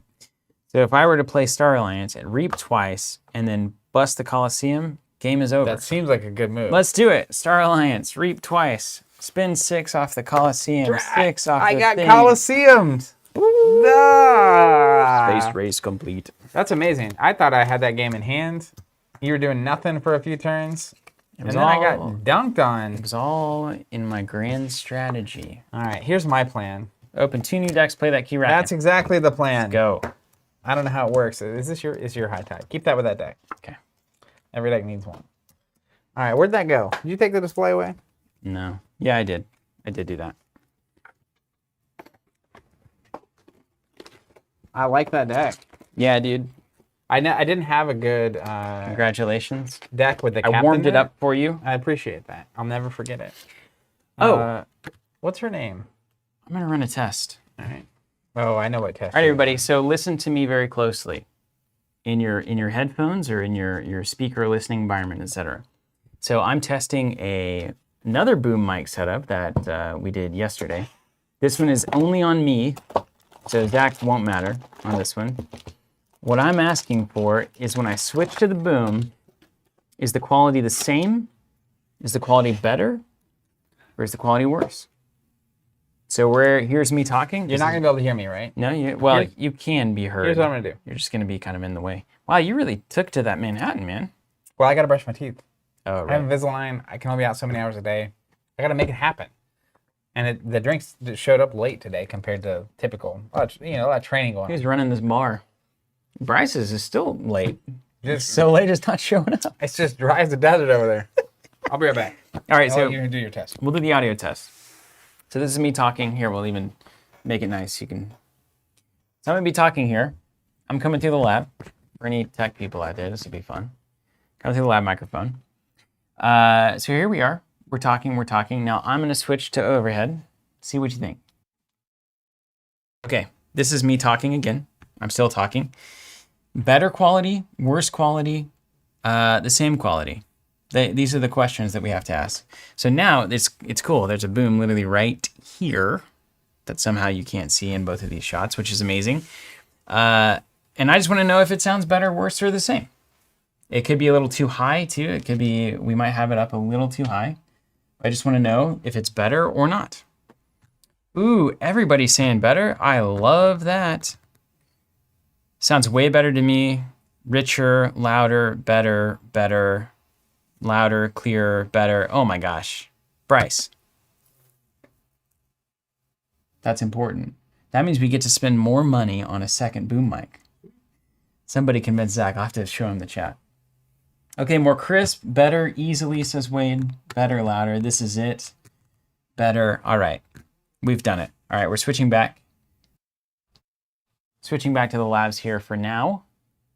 But that means that I think, probably by next week, we'll get a second mic and have an official setup where we can unplug from the labs, which is going to be so exciting. Very cool. I love it. Man, these things have served us well for like 6 years, 5 years, 4 years? I don't know. Okay, good. It's Nathan saying it sounds awful now. That's great. That's actually very encouraging. Cool. Hey, look at that test. That was the conclusive test. Look, yesterday it was like a total 50-50. Crazy. So that's great. Here, we'll go back to the boom just to make sure. Here we are again. Boom is pointed at my chest. It's right here. Can you believe it? It's literally right here. That's awesome. I love it. I love this stuff. I love technology, audio, etc. So cool. Yeah, Cheeser, foam for the walls. So those are actually sound panels back there. And we got sound panels down here as well. You can see those there. Plants are helping a little bit. This big table is quite a bit different, obviously. But yeah, this is great. That makes me very happy. Another step up that we can make, which is exciting. And we got a new video switcher coming in. Yeah, it's just great. It's great to be successful enough to do this kind of stuff. I guess when you're streaming every day. Hey, Zach. I saw him walk by. He's in there getting a second Manhattan, isn't he? Just kidding. He's not. He's not. How you doing, Bryce? Good. Good. Yeah. Good to be in the same room. It's exciting. Hey, man, the reception to the boom today was dramatically different. Was it booming? It was like so much better. Everybody literally across the board, better, amazingly better, etc. It was improved. Way improved. Yeah. That's what I was saying. Probably need to buy another one. So All right, you can have your own boom. You ready to Keyraken? Yes. Let's go. I'm gonna open the deck. Now, if you don't like the deck as much, ooh, I got the new house. Oh, good. Ooh, Duke Baxter Starbringer. That's not a card, that's the name of my deck. Do you think I see Bryce over there. Do you think they did this to kind of make it feel more like a collectible game? I mean, aside from the technical reasons. I'm gonna guess they did it because it was more cost efficient. Just being honest. God Sanctum. Are there like 20 houses in this one? 7. Precisely. But they're only, let me get the code over there. Guess it was a little hyperbolic. I've never been known to be hyperbolic. Did you get any horsemen? If so, I'll swap you straight up. The diamond is special, right? Peter, yeah, I might look at doing like a low pass on that, on the high frequencies and stuff. Jay, yeah, that's the other thing. Beyond cost efficient, I also think it does prevent people from opening in that whole thing I was talking about earlier. Yeah. Matt's saying, now I missed the boom mic, you know? Well, got to make it happen. Yeah.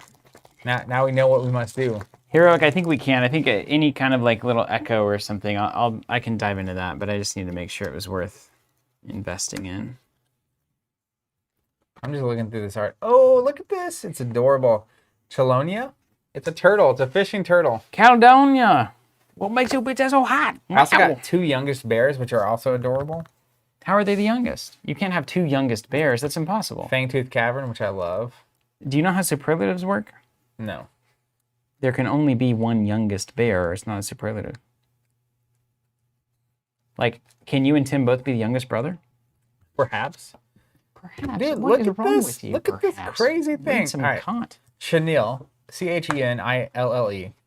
1 health, hazard of 6. Cool. Return a Bombax from your discard pile to your hand. What's that mean? Bombax, special card you only get with this rare. Get an amber, 2 attack, 6 armor. Destroy a friendly Chenille if you do not destroy Bombax when you play it. Okay. So to play this, you have to destroy this. Well, obviously you already destroyed this. Oh, you didn't. That, you get this from the discard pile as an action. Yeah. Action, return a Fifilade from your discard pile to your hand. Fifilade, special, only get it if you have these 3. 9 attack, 1 amber. Destroy a friendly Bombax. Right, it's you do evolving. not- It's like a Weedle. It's totally Pokemon, man. Fight- it's a Butterfree. Fight or reap, fully heal it, and gain an amber. It's total Butterfree, man. Is that the Weedle version or is that the Caterpie version? That's Caterpie, isn't it? Caterpie, Metapod, Butterfree. Sludge. It does look like a moth Still banana. got it. Does it look like a moth banana? Yeah. Precise, exactly what I was saying. Yeah. I got fish. I'm glad we connected on that. Did you get any fish? No, I have no fish. Yes, we have no bananas. I'm just looking at these cards. Wait, should I look? Can I look at this? What? Or should we just shuffle them up? I'm looking. Hey, Sanctum, I got Epic Quest. Isn't that a fun card? You play a bunch of knights? Don't we need to have knights for that? Dude. Effigy of Mellarook. Good luck, Bryce. After an enemy creature reaps, put an awakening counter on Effigy of Mellarook. Right? Okay. Friendly creature reaps? Enemy creature. Okay. If there are 6 or more awakening counters on the effigy, move it to a flank of your battle line as a creature with 100 power and 100 armor. Good for it. Its text box is considered blank. That's awesome. Well done. Okay. I like that. I like that a lot. It has 100 on it. I'm just cruising through for a second. Yeah, let's see if there's anything cool. Tutor creature, it captures 1 from its own side. Wow, Scooped is awesome. Ooh, got a couple of One-Eyed Willows. Those are good. Move 1 amber from a creature to your pool, deal 2. I love Mug. Kerwallop. Man, Shadows is fun in this one. To a creature. But not the other ones. Also got a Hard Simpson. Yeah, well, the other ones, it's just like, these guys are too good. Miasma Bomb, destroy, skip your next Forge a Key step. Your opponent skips? Yeah. Oh. I was talking about like you, because you're always my opponent. This is cool, man. Look at this submersible artifact. I love this. While the tide is high, each friendly thief is elusive. Cool. I like that a lot. Exalt each damaged. Easy marks. Cool, clever use of the word for Netrunner and all that. Exalt each damaged enemy creature. And we have, let's not forget, deal 1 to each creature in the deck. What is that card? Gain 1 for each destroyed. There's a Kerwallop. So you deal 1 to everything, and then exalt everything. You love to see it. And then you start killing. Cool. Love it. How many thieves do we have? Let's see if we're submersible ready. 1 thief. Wait, they already have elusive. So what's the point? Oh, One-Eyed Willow doesn't. Okay. One-Eyed Willow becomes elusive. Sea Urchin becomes elusive. Pretty cool. Did you look at these? No, those are the ones I need. Here's a question. How does Keyraken work? All right, and then we got Does anyone know? Knight. Are you serious? There's only 3 knights in this? 4 knights in an epic quest? Oh, bummer. You want like 7 or 8 knights in the epic quest deck. Wait, maybe this is different. This is a totally different card, is it not? Archive each friendly knight creature from play when you play it. Omni, if you played 7 or more Sanctum cards this turn, destroy it and forge a key at no cost. I think that's normal. So why do you want knights with this? So you want knights because when you play it, you archive the knights. Mm-hmm. And it's in play. And then now in a future turn, you get all those knights into your hand from your archive. And you play them all? And you can play 7 very easily. Well, 4 is fine. Healer Harm. Grand Melee. Oh, Grand Melee. 2 Grand Melees is awesome. Board clear. Heal. Bring low. Sorry, Bryce. Your opponent's distributed. Huh.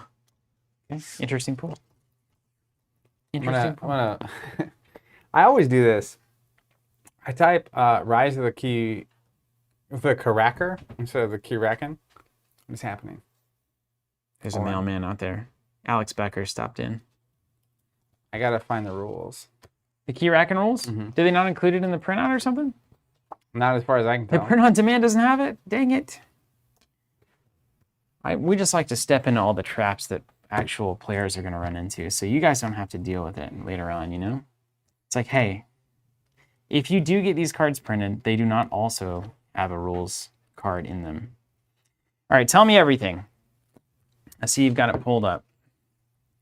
You've got to go through a 17-step process to find the rules. Hey guys, I watched that Logan Paul video opening Pokemon cards. I'm with you. I don't get it. I don't get it. It's like watching, I totally get it. it's like trash TV, isn't it? It's clearly a guy acting not normal in front of a camera who knows he's in front of a camera, but pretends that he doesn't. Which is reality TV, is it not? It is modern day reality TV. And then he pulls cards and spends a ton of money and screams a lot. And then he goes to MMA and gets beat up and then he stops. I mean, he it's does like MMA? Yeah, he did. He won his first fight, I think. It was like the most viewed fight on earth. Really? Yeah, because he got all the influencer points or whatever, and all the little kids are watching or whatever. Interesting. Or maybe old kids, or maybe adults. I don't know. I do know that. Stuff. Am I influenced yet? I do Have I know been that influenced? just watching a first edition box get open is a big deal for people that like Pokemon. So he's just a entertaining person that does Just it, I guess. opening boxes. I guess maybe that's another piece of it I don't fully appreciate. All right, here's the deal. To set up the game, perform the following steps. Place the Keyraken. Place the oversized Keyraken card in the center of the play area. Okay, do you want to do a... Yeah, top down, let's get it centered. We can do this. Yeah, let's do it for the folks. Here, let's put it up. Why don't we do it like this? Up top? Okay, great. This is our Keyraken. Step 2, place a tide card. Place a double-sided tide card. There was a... I got it. Boom. No, there's one that came with the deck. What a double-sided side. It's different. Here it is. Tide card with the low tide side face up. Shuffle the adventure deck. Shuffle the Keyraken adventure deck, which consists of all the remaining Keyraken cards. Place it face down to the left of the Keyraken within easy reach of all players. What is this? Shuffle it up. Just a small one? Small What's version of that? Small version of the big one, right? These are identical? Is this just for handiness? It's a baby Raken. I think it's the exact same card, just in case you don't want to have a good time. The big one. But we do want to have a good time. Well, that's what I said. Create a common supply of all the tokens. We've done that. Players set up their decks. Each player shuffles an Archon deck from their collection and draws a 6-card starting hand. Daydream, yes, the Keyraken is available as print and play only currently. Each player may mulligan their starting hand once, as in the standard Keyforge game. Each player begins the game with 3 unforged key tokens. You have my keys?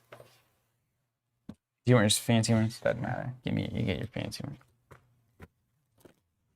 They're all fancy to me. They're all fancy. That's right. I'm going to put them down here. Look, we're going to set up. We're going to make it look good. See? I hate making it look good. I can't put mine up there because Right. of the screen. What if we did it like... It's cool. All right, This is shuffling. This is a real trip here, man. I'm trying to figure out how this is going to go. Fundamental concepts. The Keyraken. During a game, the players are working to defeat the Keyraken before it can advance to the surface. The Keyraken, which takes the place of an opponent, is represented by an oversized card with an adventure deck that contains the Keyraken's schemes and attacks. As it takes the place of an opponent, the Keyraken has its own amber pool. Team play. In Keyforge adventures, all players work together as a team. In this adventure, each player on the team has their own amber pool, but players can assist each other as they face the same battle line of enemy creatures together. When the active player is resolving a card ability, creatures in the other player's battle lines, upgrades attached to those creatures, and artifacts controlled by other players are all considered to be in play and can be affected by cards played or drawn by the active player. Can you give me the Cliff Notes on that? Yep.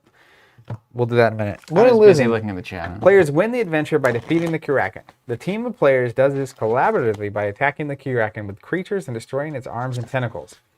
The Keyraken has a total power of 30 times the number of players in the game. So That's 60. And it is destroyed when its damage equal to or greater to that power. So we have to do 60 damage. 60 damage, easy. However, the player's time is limited. During the game, the Keyraken acquires Amber by reaping and by resolving card abilities. Each time the Keyraken takes a turn, it attempts to advance, spending its Amber to ascend toward the ocean surface. Should the Keyraken advance 4 times, it reaches the surface and the players lose the game. So basically forges 4 times, Yeah. the idea? 4 keys. Players do not win the game by forging keys, but doing so lowers the Keyraken's defenses and makes it easier to destroy. That's a good mechanic. How to play.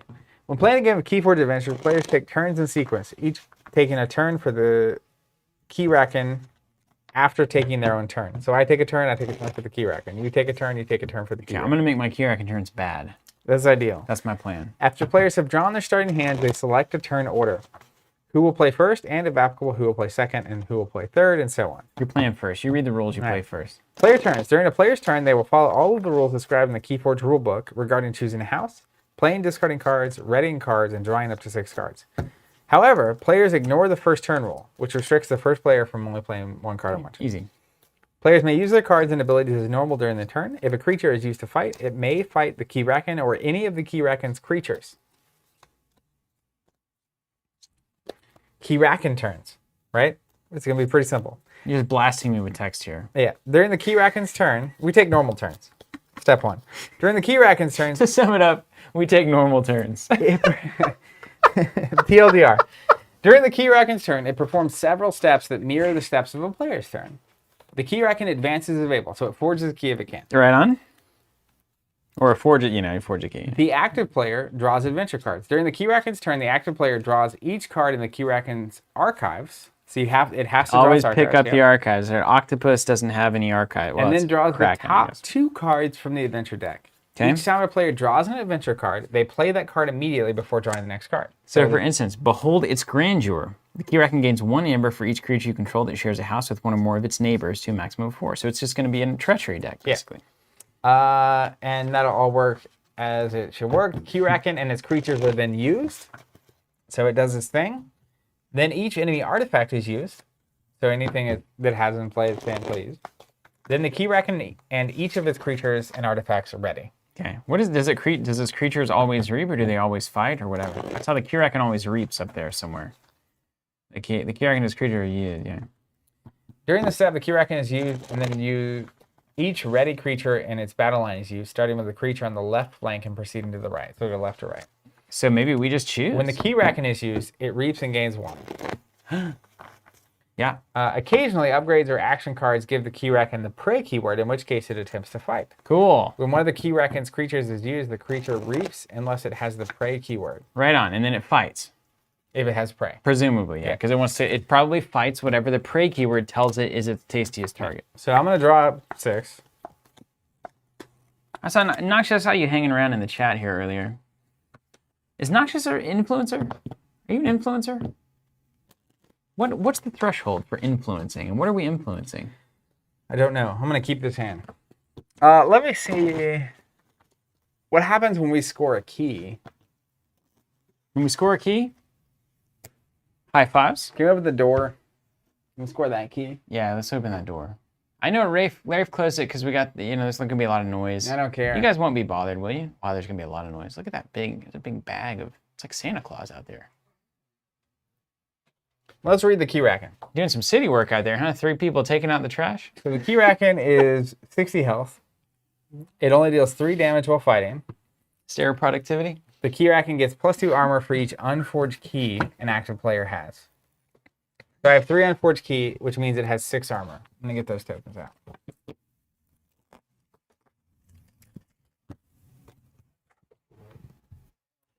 Just remember, am I supposed to be listening? The Keyraken has 2 armor for each key that you don't have forged. With me? 2 armor for each key that has forged. So every time I forge a key, it's -2 armor. Yeah. Then it also deals 3 damage while fighting, and it has 60 health. That's easy. Don't you have a thing that does 100? Yeah. That's what someone saw that I had that, and they were like, just get that, and then you win. The cost for the Keyraken to advance is 3 amber per player. 6. That's easy to keep track of. Omni, your team loses a total of 2 amber per player as a group. If you do, raise the tide. Okay. So we can lose 2 as a group to raise the tide. Or 2 per player. Four is two four per is a group. player. Yeah, 4 is a group. And I assume you have to actually lose it to raise You the lose tide. 2, I lose 2, we raise the tide. Now, if we together. raise the tide, the cost for the Keyraken to advance is 6 per player instead of 3. So it gets way harder for it to advance. After the Keyraken advances, you lower the tide. Okay, so it forges a key, the tide goes bad. Why are we so upset about the tide? I mean, I think low tide is the best time to be at the beach, honestly. That's what I've always said. You can walk out a lot easier, I'll tell you that. High tide, you might hit some rocks. All right. I think it's water, but it's actually rocks. Are we ready? Yeah. I'm going first, right? Nick Conley in the chat too, lead designer of Ashes. Hello, Nick. Welcome to the stream. We got celebrities in the stream. We got Noxious in here, who people tell me is a very important person. Nick's in here, who I've actually met before. Lead designer of Ashes Reborn. Says it's armor only for active players, so it'll bounce between 0 and 6 max, right? I believe that's right. So if you have 3 Forge Key, it would be 0 armor on your turn. Right on. So we don't help each other with armor yet. You ready to do this? Yeah. I think we're going to dive right in. Yeah, let's dive in. That's Slide the that way you over. do it. Shuffle your deck. You shuffle this? Yeah. Right. I shuffle it way too much. That's fine. That's not your deck. That's your deck. Get your deck ready. Yeah, this is me. And draw 6. I feel like this deck is not as good as the last one that I had. It is not. How do you know that right off the bat? I was listening to you tell me the cards, and it's not as good. Nothing fancy in there, I'm sure. I'm going to add it to your deck to Keyforge. I'm going to guess it's 63 SAS. What's the name of it? I'll tell you later if I'm right. I got some sass for you. What's the name of the deck? Name of the deck is He That Swears to Warriors. He That Swears to Warriors. Okay, let's check this out. Yeah. Deck to Keyforge is a fun website. It's basically they are trying to create a ranking system by which they can, Yeah, everyone's trying to find Score the decks, objectivity right? in a world of gray, right? So give me the name one last time. Terrence Miltner saying, "Don't look now, Steven, but you're playing with Zach from Team Covenant." What's up, Terrence? Good to see you. I got your email about the Magic guy. I read it. I just didn't respond. As I get older, I just don't. I do things, but then I don't respond. Yeah, I read the article and I just stopped. Yeah, He That Swears to Warriors. Probably not a great trade, honestly. That's a cool. Look at that. It's a 64 SAS. Oh I was my 1 gosh. point off. Now check this out. If only you were as prescient about the Nintendo Switch. I know. I can't get it all right. What was the name of the other one? Straw Hastings? Okay, this one, 76. Let's see. 76. Well, that one needs a new name. That name doesn't make any sense at all. Doesn't matter if it's Did they actually put those numbers in there? Okay, it's a 70. 70. Not as good as you thought. It was my masterful playing or non-playing for the first 3 turns that really turned that deck around. Now, not to be critical of the SAS system, but I did see someone earlier in our Discord on the Keyforge channel, and if you're not a part of the Discord, you should be. Yeah. Hashtag Discord. Say- Cub.link/Discord. Yeah, say that the SAS ratings of this set, so it's humans basically saying, this is the value of a card, right? And cumulative score. Synergy is so hard to calculate, because like some cards get so much better when they're with other cards, but there's a net effect. As an example, the Horsemen are way better when you've got 8 of them. Right. That's hard to mathematically compute for 400 new cards all at the same time. But someone was saying that they do not think the SAS scores on the newest set so far are Accurate. anywhere close. So what you're saying is, isn't this crazy? Think about this. We went from developing AI to win at chess to developing an algorithm that would create decks that humans then developed an AI to evaluate algorithmically created decks. Yeah. Nailed it. Well, I'm just going to go out in the woods Be done. and start a fire. Pretty soon we'll create robots to play on stream so that we're just done. That's not how life works. You create robots, they do all the work for you, and you reap none of the benefits, and you go get a job somewhere else. That's how AI actually works right now. Nobody benefits from it, except maybe the big wigs, the people saving the money on the employees. That's right. But the employees don't get any money either. I guess we, in the long scheme of things, would be the ones who would benefit. So let's do it. We'll replace Bryce with a card popping robot. You ready to Party. party? Go live in the Yukon or wherever. All right, here's what I'm going to do. gonna play a youngest bear. I'm gonna play a chenille. I'm gonna go slower, so Bryce. Pump the brakes. Pump the brakes. I just hear furious typing. It's nice having you back in house, Bryce. Yeah, you can tell us. I that still in wish I had a person. button that could switch to a camera on you doing this. We will do it. I mean, we can have a third input. Chelonia, the sea turtle that fishes, seems a bit interesting. It's like the AI programming an AI to evaluate an AI. I'm going to play Reap or Sow. I love the art of this in the card. I can ready a creature and reap with it. So we will. It doesn't matter who I do it with. I'll gain Amber. I don't have any good reap abilities to do that with. And then I'm just going to discard this infighting. It doesn't exactly do anything at this point. End of my turn. This stuff readies. I draw back up. So this game mode asks a lot more questions than it answers. You know? What do you mean? Well, I'll tell you. So I've got a character that says enemy creatures cannot reap. I would assume these creatures can't reap. So do they fight instead? Well, They probably cover this. they're all used. I think they would only fight if they have prey. No, surely not. I mean, if you can't use it to reap, how do you use it then? You gotta fight, right? It says each Keyraken and its creatures are used. It says it reaps unless it has the prey keyword. But it can't reap. That's not my problem. So- Jay says that then it can't use it. okay. If they don't have prey and they can't reap, they don't do anything. Well, we've solved the game. All right, so if the Keyraken turn, let's walk this down. Okay. Keyraken I went. and First everything thing, reaps. Yeah. Advances Evable, it cannot, Cannot. right?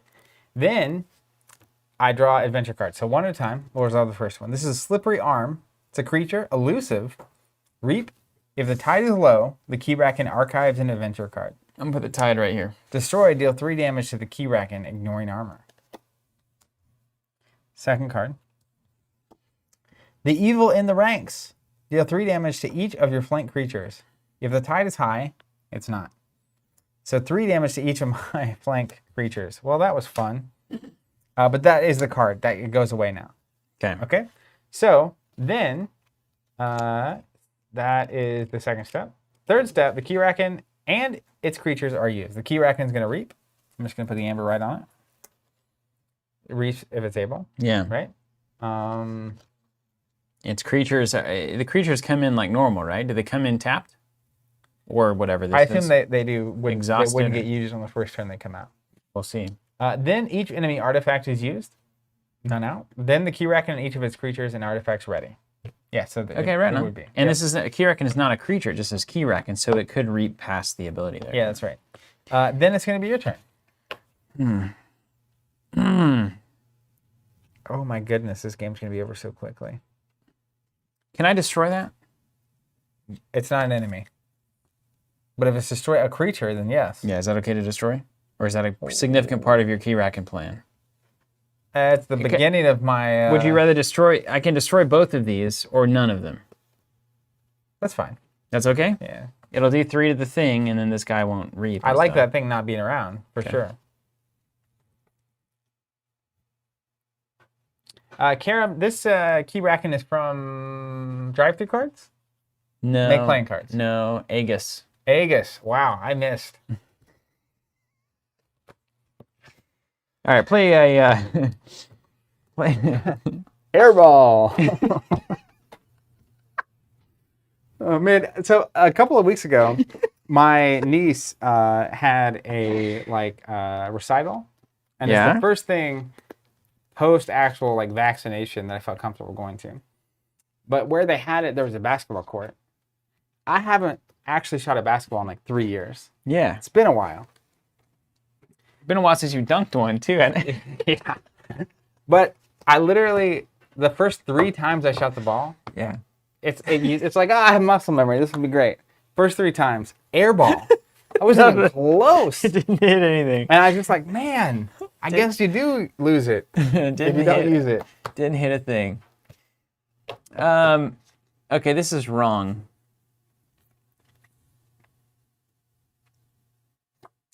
I'm gonna play Sanctum. This is a bad hand, Zach. It's a bad hand. Don't think about it.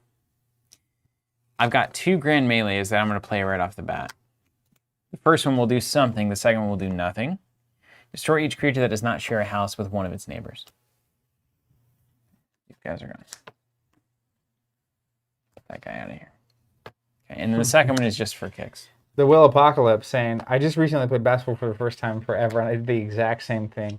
It's like your mind and your body thinks it's doing the right thing, but it's just not. I'm going to play Epic Quest. Ooh, okay. And then I'll play Barris or Joya. Enemy creatures cannot reap. 5/1. Wow, he's so good. Oh, really? Yeah. I love white armor. Yeah, she looks awesome. Look at that sword. Okay. And then, of course, we've got the Keyraken. 1 card. Whirlpool Eddy. 1 up. Stun and... Oh, it's an action. Stun and Exhaust is an artifact. Wait, why'd you add 1 there? Oh, because of that card. Yeah, card. Stun and Exhaust one of your creatures that is not already stunned. If all of your creatures are stunned, destroy Whirlpool Eddy and lower the tide. Hold on. Deal 3 damage to Keyraken when we destroy it. Oh, right on. Thank you. Do you want the D20s, man? There's going to be 60 on this puppy. Okay, now, tell me why this is good. And lower the tide. Does your, in this case, refer to us, not the Keyraken's creatures? Yeah, so you're reading this. Oh, right on. So you stun and exhaust one of your creatures. Yeah, but that's only, it's an artifact, so it has to actually turn to do that. That's right, You know so it comes into play. Yeah. And then Titanic Maw. The Keyraken gains Skirmish and Prey to the most powerful creature, as well as Fight. Deal 3 to each neighbor of the creature the Keyraken fights. So it's attacking the most powerful creature and doing 3 to the neighbors. Wow. Well, Cerberus is going to get... Right. At the end of the Keyraken's turn, if you control no creatures, destroy it. So it will keep trying to clear the board. Skirmish. Which will be great, because it's going to come after me next, right? Yeah, true. And then it only deals 3 while fighting, so I've got at least a turn. Where that's not gonna Well, matter. it's prey, so even on my turn, would it attack you? I think so. Yeah. Yeah, I think so. Ooh, Jace is the most powerful creature of the active player. Oh, good. So if I don't have a creature, it just goes away. Yeah. Yeah, man. Yeah. Score 1 for the good guys here. So you drew the cards. Then the Keyraken and its creatures used. It cannot reap. Cannot reap. These come in exhausted. Yeah, doesn't matter. So then we ready everything, and it's my turn. Yeah, what is this card? This is a discard pile. I'm going to put it up here so we're not... Gotcha. All right. Okay. What's up, Workle89? Saw you yesterday. I'm glad you're in the stream here.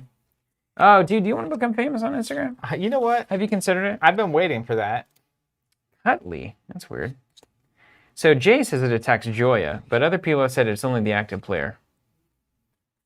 What does it say? What does Prey say? Prey, the most powerful creature. Isn't Prey only apply to your board? Well, let's look.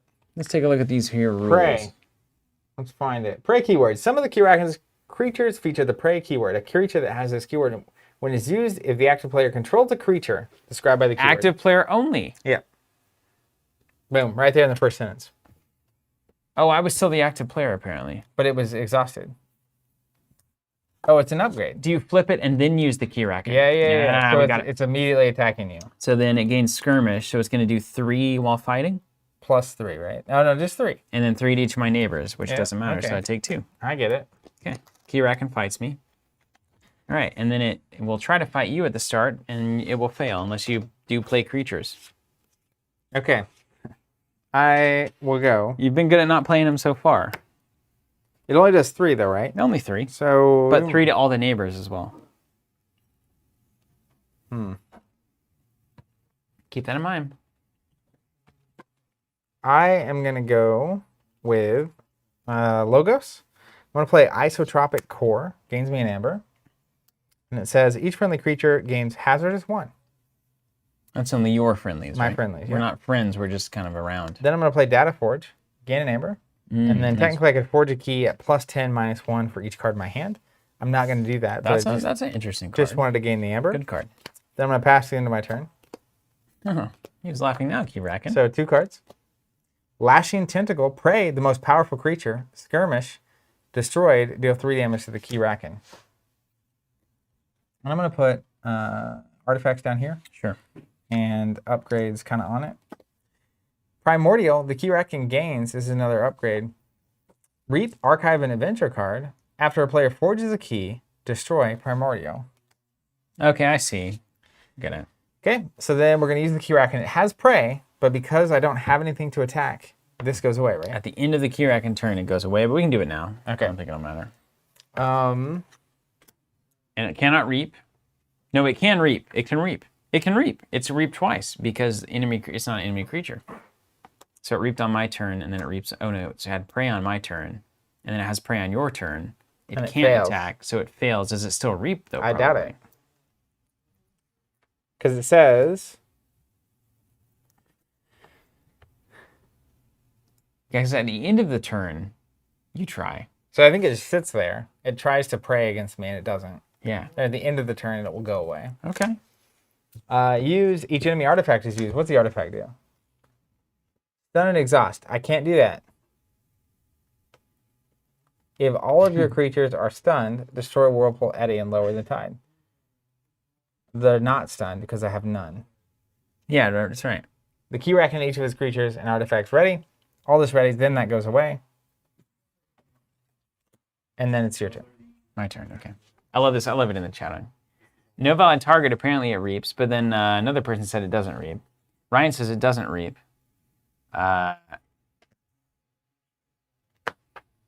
Okay. So we don't know. The community doesn't know. Do you want to, can we raise that tide yet? Well, we need one more amber. Is Keyraken considered a house? Asking for a friend? Surely. It's not a house, is it? Don't call me Shirley. I mean, it's got a little icon up here. Jay quoting something says if creature Yeah. has prey and not eligible, it reaps instead. That's what we needed. Yeah. Jay on the case.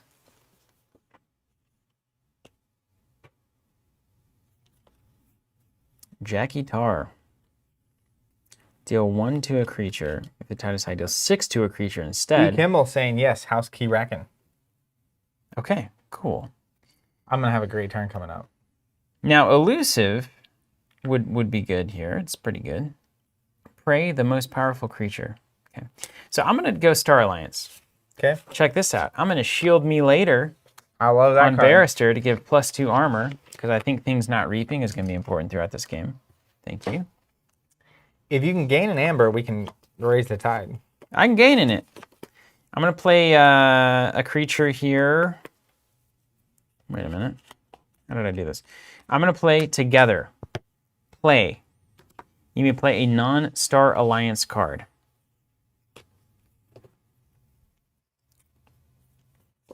That's a good card. I'm going to play Submersible. While the tide is high, each friendly thief gains 1, and I get 1 on the tuna You here. want to take an Omni action? Can we split it, or do we have to do 2 and 2? Your team loses a total of 2 per player as a group. Let's go. Yep. Raise that tide. Raise the tide. So at the raised tide, the cost of the Keyraken to advance is now 6, which is good. Yeah. After the Keyraken advances, lower the tide. So we have high tide for ourselves, for any cards that reference that. And then he also has to get to 6 amber before it advances. I'm not doing that. I'm doing Jackie Tar. Oh, wait, we didn't do that right. It's all over. Hold on. We will do that same thing. Submersible is not getting played yet. Instead, I'm playing Zap in that space.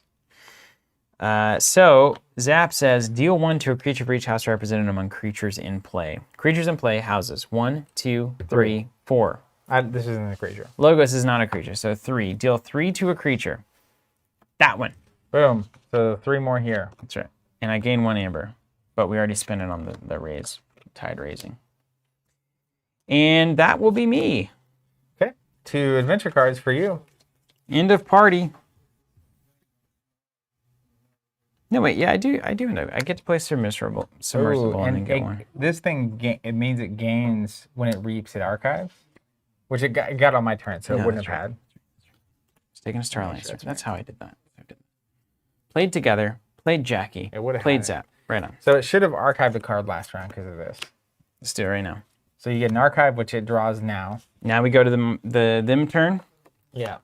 2, 3, 4. Hold on, I got a 5 and a 6. Okay. And then we go, this is my hand. I'm going to put it here. I'm going to put this amber counter way over here so I don't get it confused with an actual card, right? It's an actual. Yep. And then I draw the archive. Yep. And I play it immediately. Yeah. 1 amber to the Keyraken. It's called Crimson Churning. Deal 1 to each of your creatures. If the tide is high, the Keyraken archives 1 adventure card. It's not high. Stupid card. Oh, but it's high. It's not high for the Keyraken, though, is it? I think it is. I think it's high tide across the board right now. It's high forever. Until he advances, then it goes low. Okay, he's going to archive 1 card. So he doesn't get that one this turn, but that's fine. Okay? You deal damage to each of your creatures. Yeah. But you have armor, and then 1 to Jackie. Old Jackie Treehorn. That's right. 2 Drag cards. to your doom. Play. Purge your most powerful creature. If the tide is high, you may lower the tide instead. Lose Barrister or lower the tide. I think you should lose Barrister. I do too. And you're going to see why in a minute. Purge. Does that mean they're out of the game? Yep. Oh. Okay. It only hurts when I'm breathing. Left in its wake. Action. Gain an amber. How do you balance this? You know, how could you possibly balance playtesting? I mean, exhaust your most powerful creature and each creature that shares a house with it. If the tide is high, the Keyraken archives 1 adventure card. Boy, we chose the wrong time to do that, didn't we? Flavor text. I thought we were just going for a scenic dive. I tell you, we need to start screaming like Logan Paul. We get all the views, Zach. all of them. Charizard. Over to you. Interesting. I thought you had a plan. I did. Oh, wait, now we got to do the things. So then it does not have prey. Reap, 1. Yep. Then it has a thing. Reap, archive an adventure card. Oh, we're about to get dunked on. It's about the NBA 97 Bulls, man. Yeah. We need to forge a key pronto. Can you work on that? Where's our amber? We spin it to race the tide. Oh, we're failing. And then stun and exhaust one of my creatures. Stun this thing. It's covered up for 1,000 years. See, Jackie Treehorn. Jackie. Stun and exhaust. Okay. Well, let's do this. I'm gonna go with the unfathomable. I'm gonna play a frigorific rod. It has an action, exhaust a creature or artifact. Every time I activate them, I get an exhaust a creature or artifact. It's crazy. Exhaust the Keyraken. Well, I can't use it. It's not a creature. Sorry. Did you get your amber? Yeah. Okay, good. Here we go. Let's get some keys going. I'm gonna play Flamegill Enforcer. It has an action to capture 3 amber. Oh, that seems relevant. I'm gonna play Effigy of Mellorook. Can you steal one? Isn't it about the forge one, isn't it? He has to get 12 because we raised the tie. Oh. 6 per player? Oh, wow. Yeah. Nice. Okay, good. After an enemy creature reaps, which I need them to do, which is why I wanted to get rid of that, I can put an awakening counter here. Once I get 6, it becomes the 100/100 creature. Okay, so we need them to reap 6 and times. don't stop reaping. And then we just dunk on the Keyraken. Dunk the Keyraken. All this Tide talk has got me thirsty for some 100% HDPE food grade plastic enclosed water, H2O. Remember, if you're ever feeling down, depressed, etc., it could be for a lot of reasons that have Hydrate nothing to do yourself. with hydration. However, many of those things are actually because you're just not drinking enough water. Try to get at least 8 ounces an hour. I think that's right, or it could kill you. I can't remember which one is the right statistic. But I think you can only digest 8 ounces every hour. It's either great or awful for you. So, like, some people will come in and be like, ugh, like Jonathan would do this. He's the kind, he's like, he likes to min-max. So he would come in and say, oh, I can have 96 ounces of water a day to be optimal. I will drink all 96 ounces at the same time. That's not how this works. You can only really get about 8 ounces an hour, I think. So just keep a steady stream going every day. And that's important. And it's really nice, and it'll make you feel better for sure. So I like to do about 48 ounces every few hours. 8 into 48 is 6. Hydrate your brain, hydrate your life, Et cetera, et cetera. et cetera. That'll be $10,000. right. Nowgene.com. 3 archives and 2 cards. You ready for this fun time? Emergence. Destroy 1 of your artifacts and exhaust 3 of your creatures and an amber. Oh. There goes a creature. And let's get rid of this artifact. Cool. Slippery Arm, Elusive, Reap. If the tide is low, the Keyraken archives an adventure card destroyed, deal 3 damage. See, we did it right. Okay. So we need that to reap. Yes, but this will reap in a second, so we'll start charging. Is that a creature? Does it say creature? It's not a creature. So these arms need to start reaping. Great. Ascending Jet.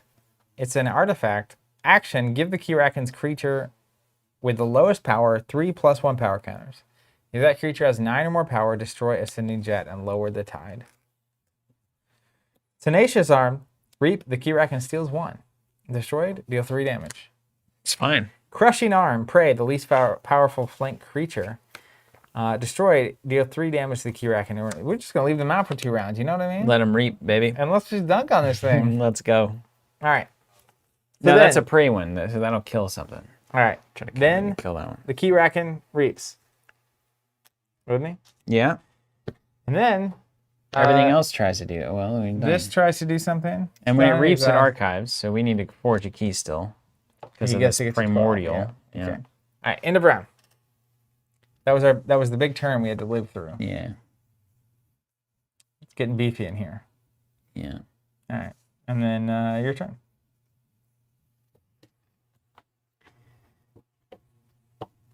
Only exhausted your creature, didn't destroy it. Does that matter to you? Did you lose a creature? Yeah, I did. So he's exhausted. Okay.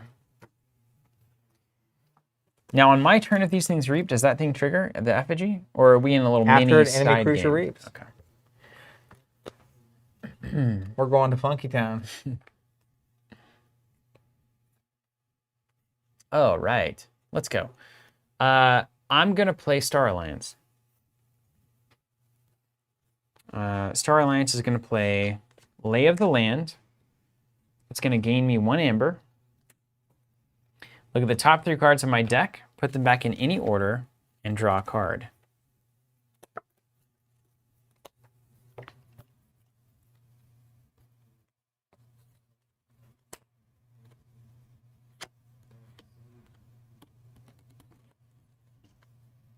Okay. Put them back in this order. And I'm going to draw a card. Then I'm going to play Static Collection Array. I'm going to gain 1 amber, moving from top left to bottom right. My keys cost -1 while the tide is high. Keys for 5. Keys for 7 when the tide is low. Okay. Then... hold on. Whirlpool Eddy. Action stun, exhaust 1 of your creatures that is not already stunned. So it's just stun and exhausted here. Yeah, the flame guild. And then if all of your creatures are stunned, destroy the Whirlpool Eddy and lower the tide. Yeah. So I'm probably not going to play a creature here so that we can... Oh. So he's going to forge. Wait, that should have happened a while ago. That was on my turn. This was... Okay. Does it happen if it's just if it can't stun something? It's if all of your creatures are stunned. Wait, so that should have happened on my turn? Let me see this. You guys don't understand. So I think that should have actually happened on your turn. A long time ago, but it doesn't matter. So technically, this just wouldn't be stunned. See, I read it as stun and exhaust 1 of your creatures that is not already stunned. If you can't do that because everything's stunned, destroy it instead. But I don't write the cards. Right. And that was wrong. So it forges on my turn. Yeah. And what happens when it forges? No idea. Does it just get a... But we're going to put a key. Let's put these gold ones. It forged a key. And let me see what it does. Does it like dunk on us or anything? Well, when it forges, it lowers the tide. It was already low. So that's okay. Yeah. I think when it forges 4 keys, we lose. So it's just a forge. There's no big factor in it. Mm-hmm. So then you're not stunned or exhausted. There was a card that exhausted me. Okay. It wasn't the stun, though. So then I can play a creature. So I'll play together, Star Alliance. I'm going to gain an amber. No, I'm not. Doesn't say that. You may play a non-Star Alliance card. If the tide is high, you can play another non-Star Alliance card. How about that, right? Tide's not high. Oh. We need one more amber to make it high. No, dude, we got to get rid of this stupid archive the cards card by forging a key. My plan is only to forge a key. All right. We're going to play One-Eyed Willa with Together. While the tide is high, it gets better. And then we're going to play Stunner. Gain 1 amber. Creature gains, you may stun a creature when it fights or reaps. I'm going to put that on One-Eyed Willa. So when I fight, I can steal 1 and stun something. Seems good. But I'll almost always assuredly die in the process. And then I'm done, and everything's going to ready. So then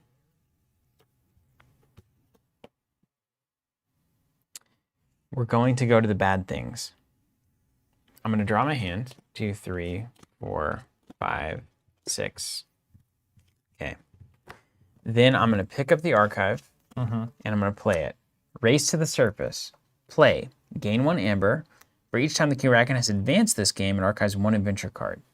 So it's advanced once, so it archives 1. This is some bogus garbage. Ascending Jet. That's one of these things. Gives a Keyraken with the lowest power 3+1 counters. It's an artifact, so it stays in play. So All right. for now. Okay. How do we get rid of him? If we just let it roll? Wait. If they have 9 or more power. Okay, so this is already cute. So it's got to trigger a bunch. And then a Lashing Tentacle. Prey the most powerful creature skirmish. Here. Oh, it's not attached. Yeah, you're good. So you got the cards. Next thing you do is Keyraken, Reap. It does not have Prey. When it reaps, it archives a card. Yep. Jet. Action. Give the Keyraken's creature +3. The lowest power. Yeah. So make your choice. Make good choices. Probably this one.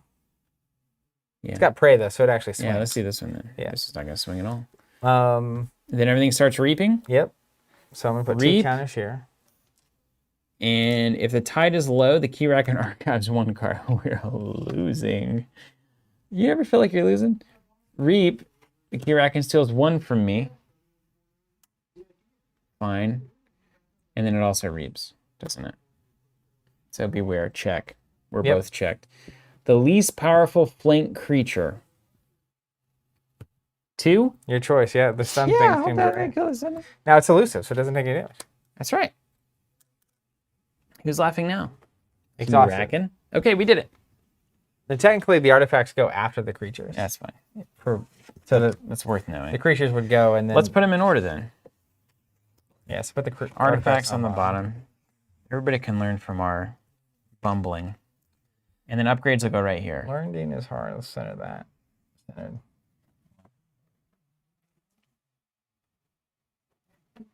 You're good. Just make it look nice. Okay, my turn. Your turn. It's just a time game now. Ascend to surface. What is that? Okay, I don't know. It's all good. We did it all, man. I'm confident that we're okay. What's ascend to surface? I'm gonna find it. Race to the surface. Oh, draw that many cards from your own deck. Oh, it archives 1. I draw 1. Very nice. Okay, Cool. That's actually somewhat helpful. You're about to get another Duncan, man. That's all right. Donut time. All right. It's. Can you imagine if that was like your catchphrase? It's donut time. We should have really raised the tide. Don't worry, it's donut time. We can. Do you want to do it now? It's too late. We Or when? got stolen from. All right. Let's do this. I'm going to play this Chelonia. Caledonia. Then I'm going to play Bombex. It gains me an amber and is immediately destroyed because I don't have the other thing in play. Now I say we spend 4 to raise the tide. So it Sure, doesn't man. forge on Who this needs to turn. forge keys when you can raise this water? Well, it slows that down. Then because the tide's high, I'm going to also play Fifilade, which gains me 1. It gains me an extra 1 because of this. because the tide is high. So it netted me an extra amber. And it destroys it. Why is it destroying itself? I have to have that first one you destroyed out first. So to play the next one, that has to be out. I have to destroy that, or destroy this. Oh. Play this, I have to destroy that, or destroy that. Yeah, you got to evolve thing. You can't go right to the party. Yeah. Now, if you hadn't destroyed that thing and it still somehow You told me it was okay. It was okay. It's your fault. End of round. These ready. I'm going to draw. Ooh. Interesting. I like these decks that just, you have cards that you play and they make you money. Like amber money. Yeah. Then we're going to get these cards. +2. I don't feel like we're moving as fast as Keyraken. Do you feel that way? I mean, this thing's going to eventually end the game. Yeah. So we got essentially 2 turns left. Yeah. Whirlpool Eddy. You know it. You love it. Tenacious Arm. Exhausted. Grappling Tentacle. Wait, tide changes with 3 amber? What is that? What is that? Where is that?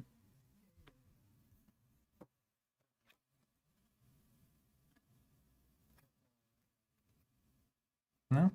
What's it say on the back? Your team loses a total of 2 per player as a group. Yeah, if you do raise the tide, yeah. Oh, I guess where these creatures get played, the battle line actually matters. Because this Shield Arm, which is the last thing, it has Taunt. We're about to dunk on this guy. Swift Current, 2 amber. Action, the Keyraken's creature with the highest power captures 1 from you. If you have none, destroy Swift Current and lower the tide. So highest power is the 9, capturing 1. End of round. Now we activate its cards. Yeah. So starting with the creatures, how many reaps do we get? Reap 1. If the tide is low, it is not. Okay, put a counter here. Reap 1. Keyraken steals 1 from you. Prey, the most powerful creature, a 6 of your choice, will take 3 damage. All right, and I hit back for 6. So it's destroyed. Destroy. Deal 3 to the Keyraken, ignoring armor. Long road to hoe. Prey, the least powerful flank creature from Crushing Arm. I'm elusive. All right. Nothing. All right, artifacts. Ascending Jet. Give the Keyraken's creature with the lowest power 3+1 counters. If that creature has 9 or more, destroy Ascending Jet. Do it again. Give the Keyraken's creature with the lowest power +3. So those are both about to go away. That's right. And lower the tide. And everything's done. All right, so we ready everything. But I'm at 4 counters over here. Which I think on my turn, because it's going to reap on yours, it'll slide out as 100 and I'll just ace it. I think that's going to be great. I think we planned it. You mean we planned it perfectly? Yeah, we're strategic geniuses. Perfectly planned. This card is busted in this game. I agree. We should ban it. Did that tentacle have skirmish? No tentacles have skirmish currently, do they? No. Nothing has skirmish. Okay. Now, this is about to This forge. one has skirmish, the one we destroyed, so it doesn't go away. Oh, right on. Yep, that's Wherever, the right. That's wherever right. it was. Put it wherever you want. Don't know. Doesn't matter. So you took the damage and we did nothing back. Oh, Swift Current is You an would- artifact. You would still take 6 back. So this doesn't get captured. This comes into play. Right on. There you go. What's up? You still did 3 back. Did it kill whatever did the damage back to it? What did it attack? It attacked a 6, right? The most powerful creature was a 6 of yours. Oh, I thought it destroyed me. So it did 3 to you, And I do 6 back. and then you do 6 back, Yeah, and it's gone. So you just take 3. got it. Yeah. Okay. So I'm going to take a Shadow's turn. Oh, wait. He forges as well. He had 6 at the beginning? Wait, He has 12. when does he forge? It's on my turn. At the end? I thought it was at the very At beginning. the beginning. He didn't have Yeah, it. we did that. Yeah, but he's got 12 here. Yeah, he's got to forge. Fine. Steal some. I'm going to play Shadows. Scooped. I'm gaining an amber for me. And then deal 2 to a creature. If it's not destroyed, it captures 1 from its own side. Perfect. Doesn't matter. One of the one of the attacky guys. Be fine. This guy. No, that's a Reapy guy. That's a Reapy guy. That's a Reapy guy. That's a Bray guy. That's fine. We know it probably doesn't matter. That's actually good because one of those jets will give a +3 to destroy it, and we'll get it back. There you He'll go. get it back. Don't do that. Don't destroy him. Destroy anybody else. I won't destroy anything. Submersible. Gain 1 amber for me. When the tide is high, each friendly thief gains elusive.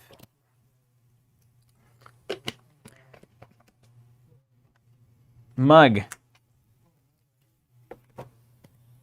Capture Move one. 1 amber from a creature to your pool. Here it is. Deal 2 to that creature. Look at the combos.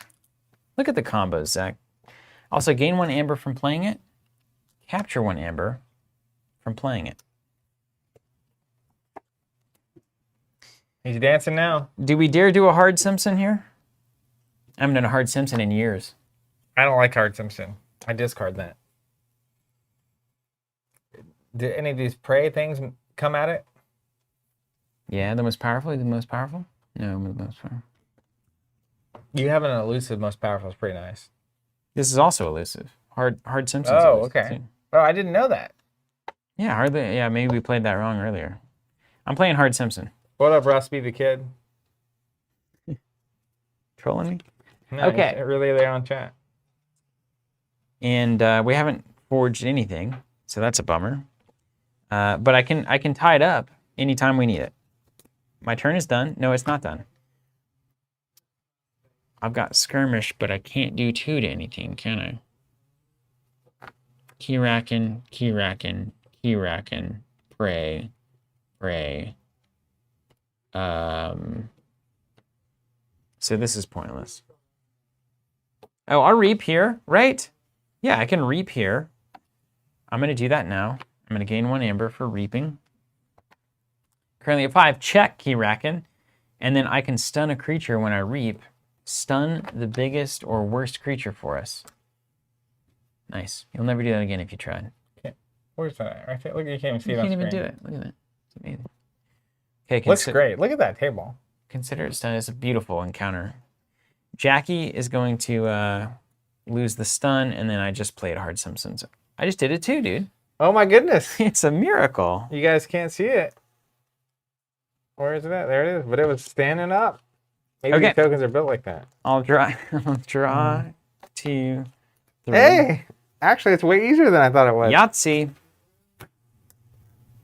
Okay. Don't mind me. I'll just be doing this forever. See? You'd be surprised how easy that is. There should be an archive card here. Okay. After this thing reaped it. Okay, my turn to resolve. Starting with Devour Whole, an action card. For the remainder of the turn, the Keyraken gains... Wait.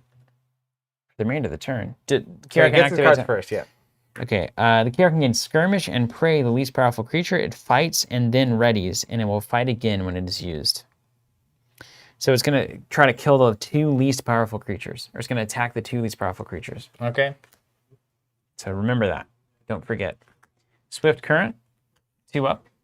It's got amber in different area codes. The Keyraken's creature with the highest power captures 1 from me. Not yet. It's an artifact. Oh, right on. I got to read the cards.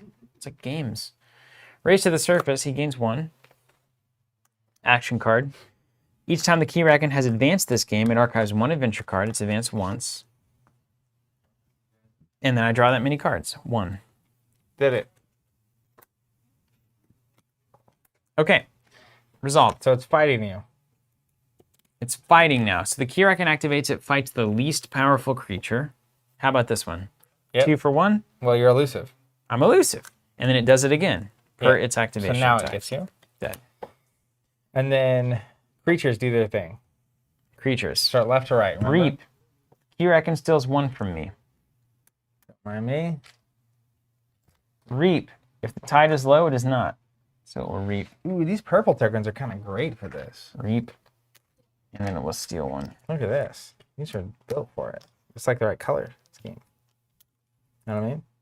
Kind of. Reap. Keyraken steals for your 1 support. from me. I even have 6 of them. We got tokens of different area codes here, man. Don't these look great together? Steals 1 from me. They do look great. That looks awesome, actually. Yeah, I would. Yeah. It looks awful on camera. It looks terrible. You can't tell, but it looks great here. Least powerful flank creature takes 9. Wait, stunned. This isn't even on the board. What's Stun happening? removed. Grappling Tentacle, the most powerful non-flank creature. You got the most powerful middle creature? We don't have any non-flank creatures. Well, it's preying against you. Fizzles. That's right. You only have flank creatures. Ascending Jet. Use. Give the Keyraken's creature the lowest power 3 power. It's actually going to discard it. It's going to take any creature on the board to 9. So we get to choose? So get rid of the one you don't like. They're all fine. Let's get rid of this one. Uh, Wait, it gets +3. It doesn't go away, but it gets rid of that. Destroy Ascending Jet. Yeah. Lower the tide. Same one with that. Same one. Choose your favorite and then destroy it. Lower the tide. Whirlpool. Stun and exhaust one of my creatures. Hard Simpson. It's going to get stun and exhaust. Wait, this immediately becomes a creature. Swift Current. Keyraken's creature with the highest power captures 1 from me. 1 goes to 96696. One of the 9s. There you go.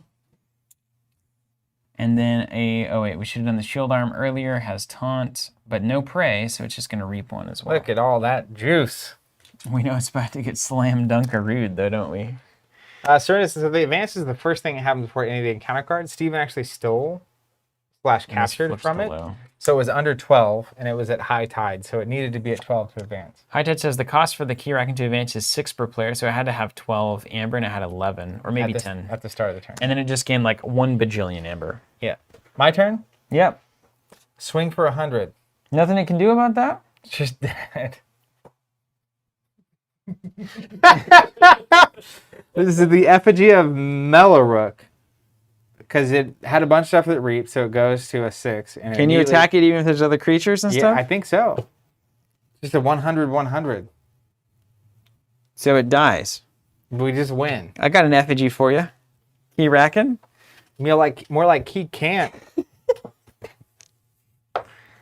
What is it even? Is that even a joke? I don't know.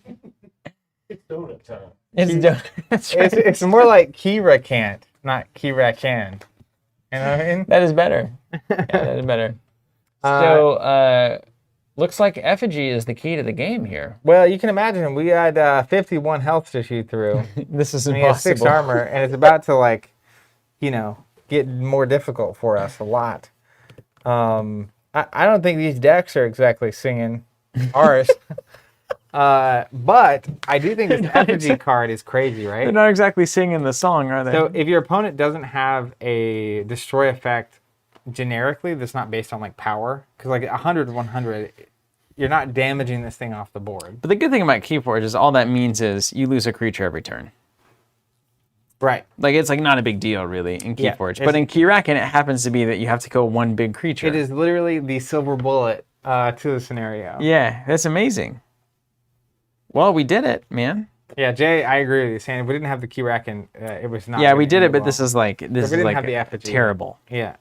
We would never have won that game. I- So what's the key to winning this? Let's talk about it. well, I think we need to be generating amber faster. What a good idea. We have to be able to raise this and forge keys because we need this armor to come off so that we can actually punch. Yeah. But neither of our boards, like your first turn, you blew up my board. Hey, man. Wait, well, let's put the blame back in the shelf, man. I'm just like, I know. Yeah, you told me to do it. I also destroyed a tentacle and But, did like, 3. as an example, I have this amazing new card called Maelstrom. Put each creature on top of its owner's deck in a random order, gain 2 chains. So like literally, this is a 1 card clear the board. And you just stack all the tentacles on top Yeah, of Keyraken. and it's fine. But like, you need to have board wipes, you need to have amber control. So presumably, they're going to be decks that are better against this. Sharoness shouldn't play, which I hope is not the case for Keyforge, says, I won a game by never forging a key, just need to keep killing tentacles as they come out. Yeah, because those also do damage to the Keyraken, right? And it has to forge 4 things to win. Yeah. So if you keep killing tentacles, you'll do 3 through the armor every time. Yeah, and if you keep spending your amber to keep the high tide, he's going to have to get 48 amber. So if you're capturing and stealing and preventing him from reaping with these creatures, Yeah. That was the other thing, is we left these things out because I wanted them to reap. That's true. Not that we could have really killed any of them because our decks were literally awful. Yes. That's correct. Who bought these decks? Well, I did. Luckily, the first decks, I feel like, were actually way better. The effigy is great. I mean, it's also weird, and I think this is one thing I love about these Keyforge adventures, is like, the decks that would be good against this scenario are not the same decks that are good in a heads-up gameplay scenario. Yeah, which is cool. Which I love. Exactly what you want. Like, this is the idea. And so there's already another Keyforge adventure that just came out that we can get printed, technically. And it's very For different. real? Yeah. What's it called? You cruise around in submarines and do something. That's not a very good name for it. I don't know what it's called. They just talked about it. But I love that concept. Like, if there's just a bunch of different scenarios coming out, it just means that all those decks that weren't good in heads up actually have somewhere to go. Which is exactly what you've always needed. Yeah. Because like everybody says, like, what do I do with my 28 decks? And it's like, oh, I have these 5 decks that are good for this scenario, and these 5 decks that are good for this scenario, and like, it's a whole fun game. I like that very much.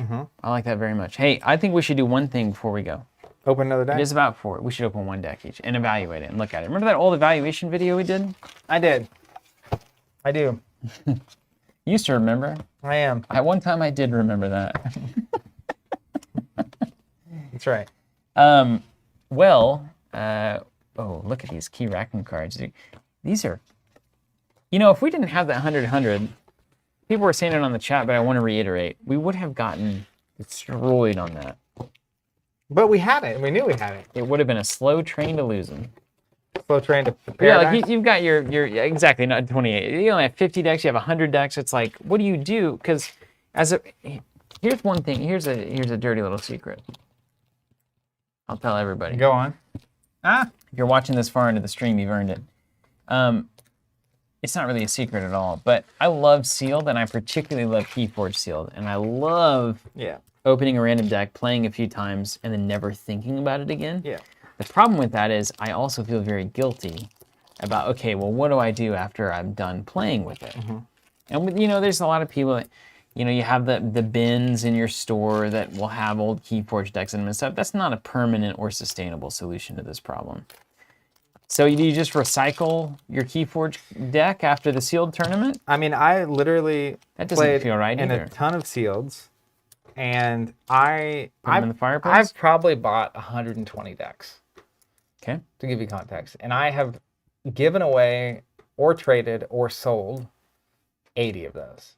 Okay. My goal is to stay under 50 Keyforge decks. Yeah. At all points. But there's not an infinite number of new players that want to keep. But like, maybe I listed like 20 decks on eBay and sold them for like $40. Okay. Which is way less than I paid for them. But also, I kept the ones that I really like and enjoy, and someone else got 20 new Keyforge decks to play with. Yeah. So technically, it should be a phenomenal, like, get people into this game, because everyone should have extra decks, so they're happy just to be like, they can just pass here on. you go, you can try this stack of decks. Yeah. Sounds like a lot more work than I was Daniel looking for. Crowley saying, donate them to me. I run a Keyforge club at my school. There we go. Man, this game is in all sorts of great and weird places. Did you get an evil twin? What would it say? Does it say evil twin Gordon the 7th? Is that it? No, I didn't say that. Sorry. Hold on, let me scan these things. That's what friends Did you get any for, unfathomable? Right? What does that mean? It's the house that has the fish in it. No. That's a bummer for you. Yeah, I can't be fathomed at all. Unfathomable. Here you go. All right. Did you get any, what's the card that's from a future set? I don't see anything that's particularly tasty on the thing. There's Mavericks, but then there's the anomalies. I'm just looking for synergy. All you fancy collectible people. Daniel Rowley says, unfortunately, pre-SAS ratings, I gave away a bunch of 80+ decks, which are really good. And he says, rip. Ooh, okay, this is a good card. Look at Way of the Pixie. Upgrade for Untamed. Beautiful art, let's face it. Creature gains reap, gain 1. Now that's a great ability just generally to have. Particularly as an upgrade, because you can have creatures that are already out that you play this on and reap, right? That's correct. That's a 2 amber moment. Jay saying anomalies were only for that one set. That's disappointing. Why would you not keep doing that? Here we go. Persistence Hunting. Choose a house. There's a tab there in the middle. You see that? I have been seeing it, but it hasn't been doing anything for me. It's One like of my favorite things. It's like cut weird. One of my favorite things. Persistent hunting. Choose a house to exhaust each enemy creature of the chosen house. I love that card. Good card. Here we go. The exhaust all the creatures of one house is a really good card. Now, hey, we were talking about Keyraken. We're talking about Keyraken and how it changes your evaluation of some decks, right? Yeah. Okay. Look at Mollymawk. 2 in this deck. Play, destroy an artifact. That's really good against the Keyraken. That's relevant against And it's Keyraken. a 5 health creature, which is also really good. We've also got 2 old patties. Look at that art. Man. Dude, I love bears. And they're fishing bears. Fishing Bear is the best bear of all. Reap, discard the bottom card of your deck, or the bottom 3 cards if the tide is high. Play each creature one at a time. Oh my gosh, it's so good. He's fishing. Old Patty, he's fishing from the bottom of that deck. That's man. awesome. That's really good.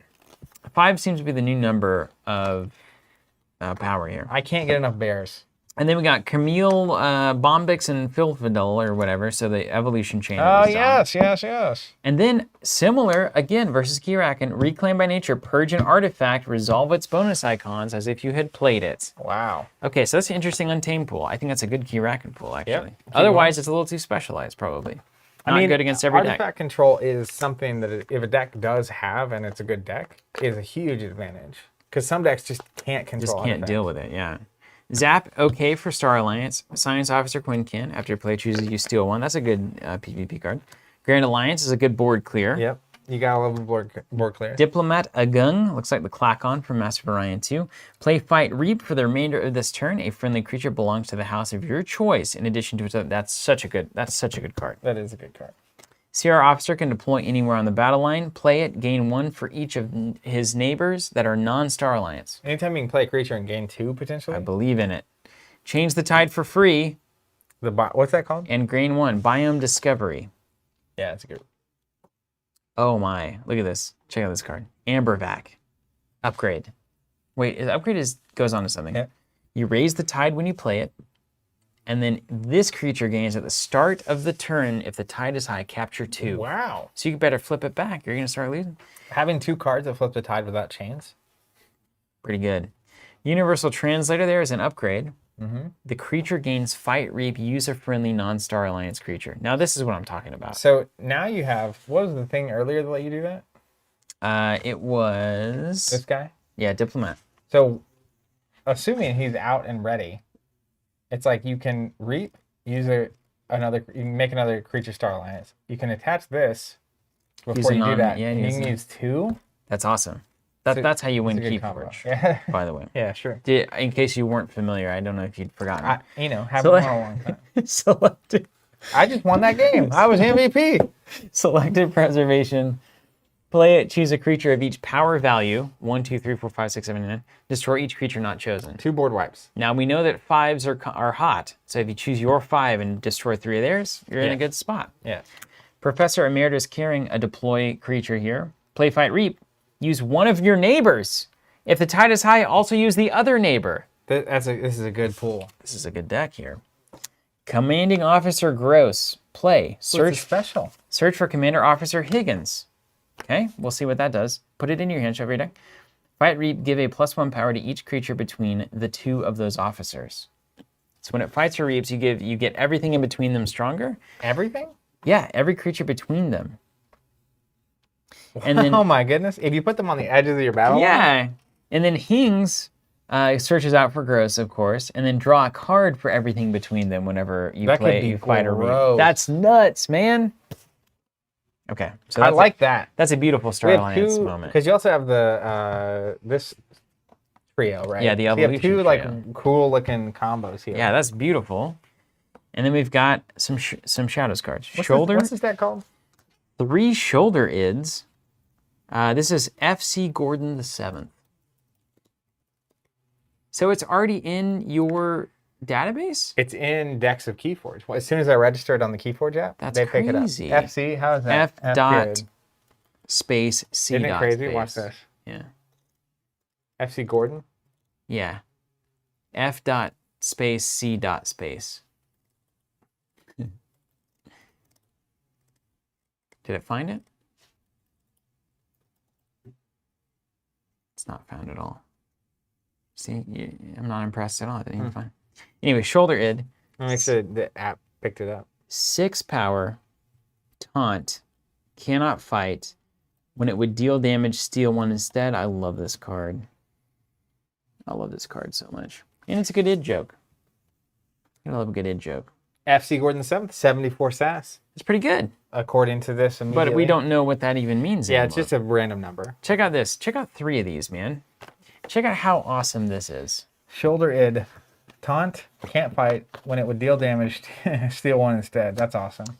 Imagine you've got your commanders, and you can taunt so that you're not killing the commanders, and then you're stealing every time they're trying to attack them and failing. It's like, great. Mug, move 1 amber from a creature to your pool, and then deal 2 to that creature, of course. We've got 1 loot or pillage, steal 1, or a friendly creature captures 3. That's good. Got a Kerwallop, deal 1 to each creature, gain 1 for each creature destroyed this way. Always like that. 2 copies of Cement Shoes, both getting 1 amber. Deal 2 to a creature. If it destroys it, raise the tide. Got a lot of ways to raise the tide for free here. We've got our favorite old Bruno. Hats off to John. Hand cannon here, upgrade. Gain skirmish and fight, move 1. Brend the Fanatic. I love Brand. Skirmish, opponent gains 1. And finally the rare, Captain No-Beard. Each of Captain No-Beard's neighbors gains taunt. Capture 1 amber when it reaps. I love the like pirate ocean stuff going on in this set. That's a lot of taunt in the Shadows pool. Tons of taunt. So we got a lot of taunt. We've got some great use other things synergy in the Star Alliance pool. And the commanders, of course. The comm officer Hings and her partner love taunt. Of course. So you have to attack next to them and they get to keep just doing their thing. And you've got your evolution line, which also really wants to not be taunted. You also have old Patty, who... The double old Patty. If Patty doesn't get destroyed on that turn, then you get to discard the bottom 3 cards because you can probably raise the tide really easily, and you're fishing the creatures out of the bottom of the deck. Crazy? If I one love of them, the idea of a high tide fishing bear. yeah, of course. He's better when the tide's Yeah, high so because he's good. got more fish. And Oh then my heaven, goodness. if either of these commanders on the bottom of your deck, you play it with old Patty, and then you Yeah. go search for the other one, and there you go. Yeah, I think this deck's really interesting. That's super fun. I like that deck a lot. That's All right, super let's look at fun. this real quick. What do you got? And then let's make it happen. All right, first we get a youngest bear. I love that cat. I got one as well. Persistence Hunting, solid card. That's a good card. 2 of those Milobees. I think that's a fine creature. I love the Mermooks. I got 2 Mookling. Your opponent's keys cost plus X amber, where X is Mookling's power. Ooh, that's nice. So it's I love +2. the crabs, man. If they can get stronger, you know how it goes. The Mollymock, play, destroy an artifact, 1. Key Frog, destroyed, forge a key at current cost.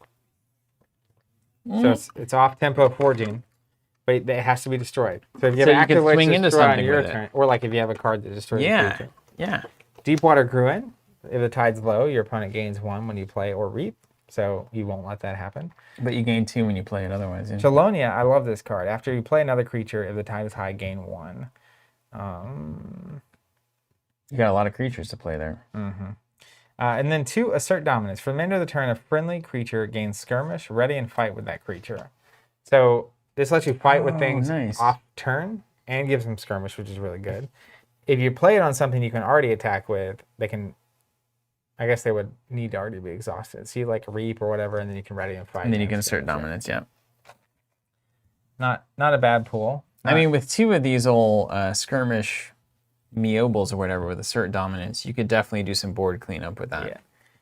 Yeah. Moving over to the Unfathomable, I'm excited to see more of these cards, honestly.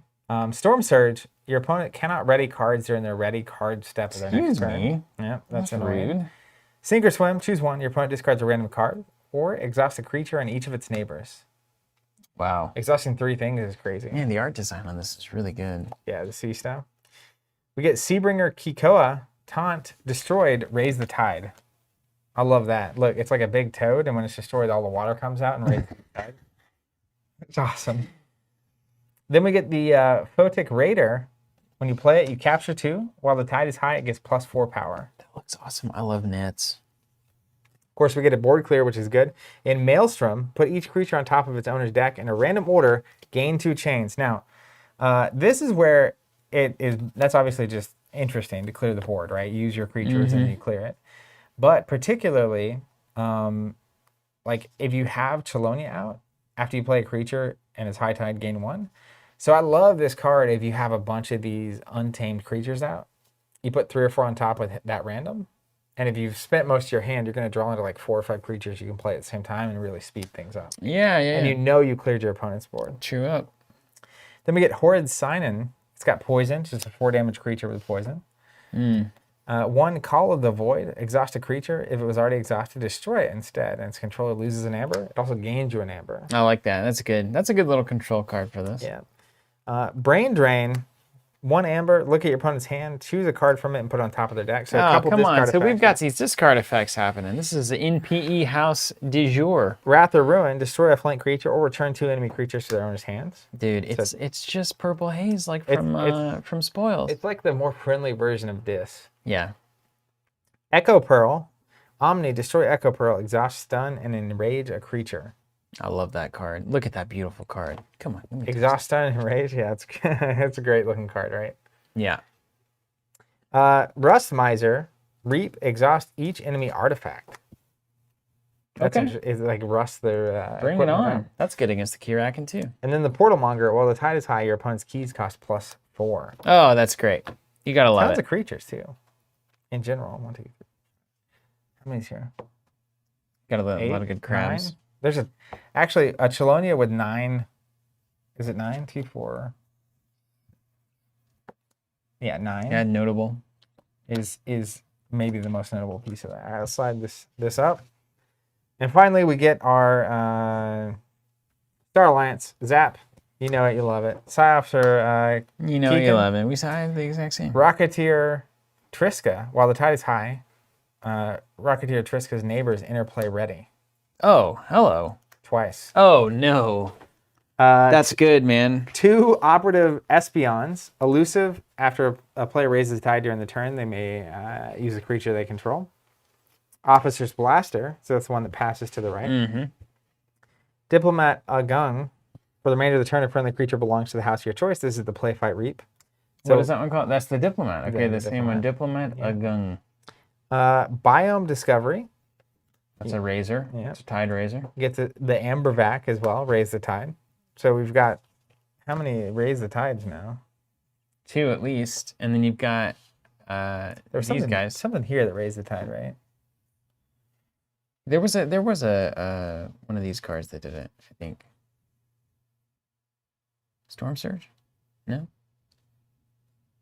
Here it is. There it is. When the It's Seabringer's destroyed, destroyed, yeah, the yeah. toad comes into the party. Sabotage mission. Keys cost +1 for each different power value among friendly creatures your opponents control next turn. And then encounter suit. After an action card is played, but before resolving its play effect, ward a creature. Ward. Oh, cool. That's a great card. So you can protect something when they play something before it resolves. Yeah. And we're going to have to get timing charts here pretty soon. Things I look at generically besides SAS score is how many cards generate amber.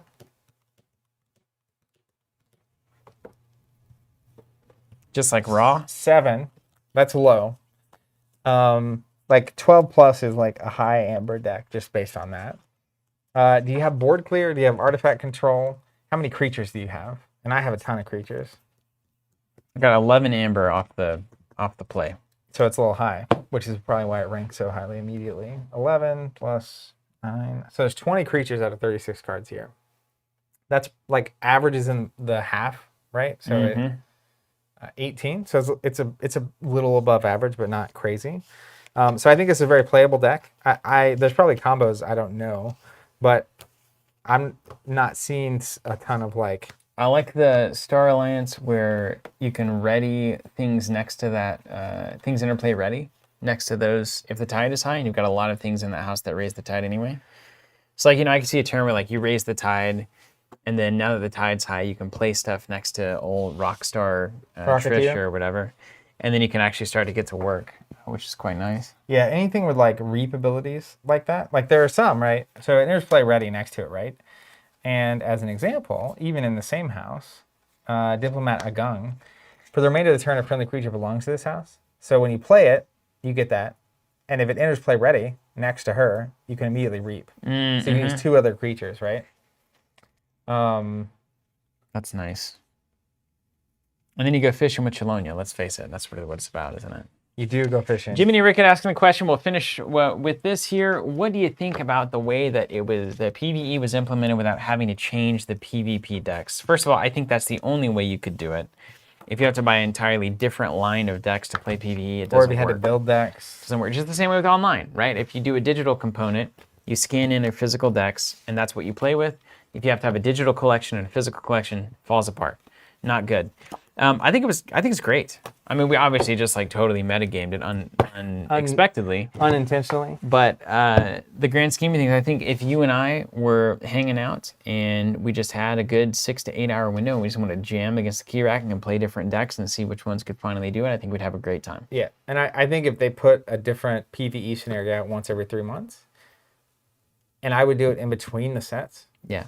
it's like I would buy it every time and I would try it. Yeah, every time. In the same way that when a new set comes out, it's really easy to just buy 5 or 6 decks and try it. It's like 3 months PvE, 3 months later, new set, next 3 months, PvE, next 3 months, yeah. Yeah. That would be great. Hopefully that happens. I would love to see that. Overall, I thought it was good. I will say the Keyraken, once we got the flow down, it's really not that complicated, but... We had to pay attention to the little there's camera a lot. stuff. Yeah, too, if it was not, it was upside down. And all if that. we could keep it like over there, it would be easier. But like the amount of stuff, you just have to follow the steps, right? Which is like Desert Forge, draw the cards, resolve creatures left to right, resolve artifacts left to right. You're off to the races. But I thought it was really good, and I think that the space there is wide open. And Terrence, with the punt here, or the putt, I should say, put a scenario or a PvE scenario in every 2-player starter. No reason not to do that. The end. I mean, that's it. Yeah, come on, let's go. That's what I was saying on that initial cast about it, which was like not printing this in a pack that comes with 2 decks. That's like the perfect starter. Perfect. You can play it cooperatively if you want. You can play heads up to start. You can do vice versa. Ah, that's so good. It's just the perfect little package, honestly. So I hope they do that. Yeah, it's kind of like how every board game now has to have a solo mode to do well. If you guys haven't been keeping up with that, that's a new thing. Like board games have to have a solo mode. And similarly now, head-to-head games like this have to have a cooperative mode. Period. I don't think you're wrong. Jay, final question, get an answer here. Apparently one of the designers on an interview said they were going to start printing these in the future. Great. So hopefully that's the case. Hope it happens. And that definitely could be a super successful thing for this game. Absolutely. Well, hey, thanks for joining us, everybody. Of course, you can get Keyforge from us. We got a subscription if you want to get your boxes. And that's about all we have to market, right? Otherwise, Archon tokens. Oh, yeah, we got the token set for it. So if you like what you saw here with us using them, you can get those on our website, and otherwise, we just like playing the game every now and again. That's kind of the point of Keyforge, is it not? Yeah. You can step into it whenever you want. So we'll probably also check out future PvE scenarios as they come out, and I have 6 more decks for us to play at some point. Perfect. Well, we'll see you guys next time. Take care.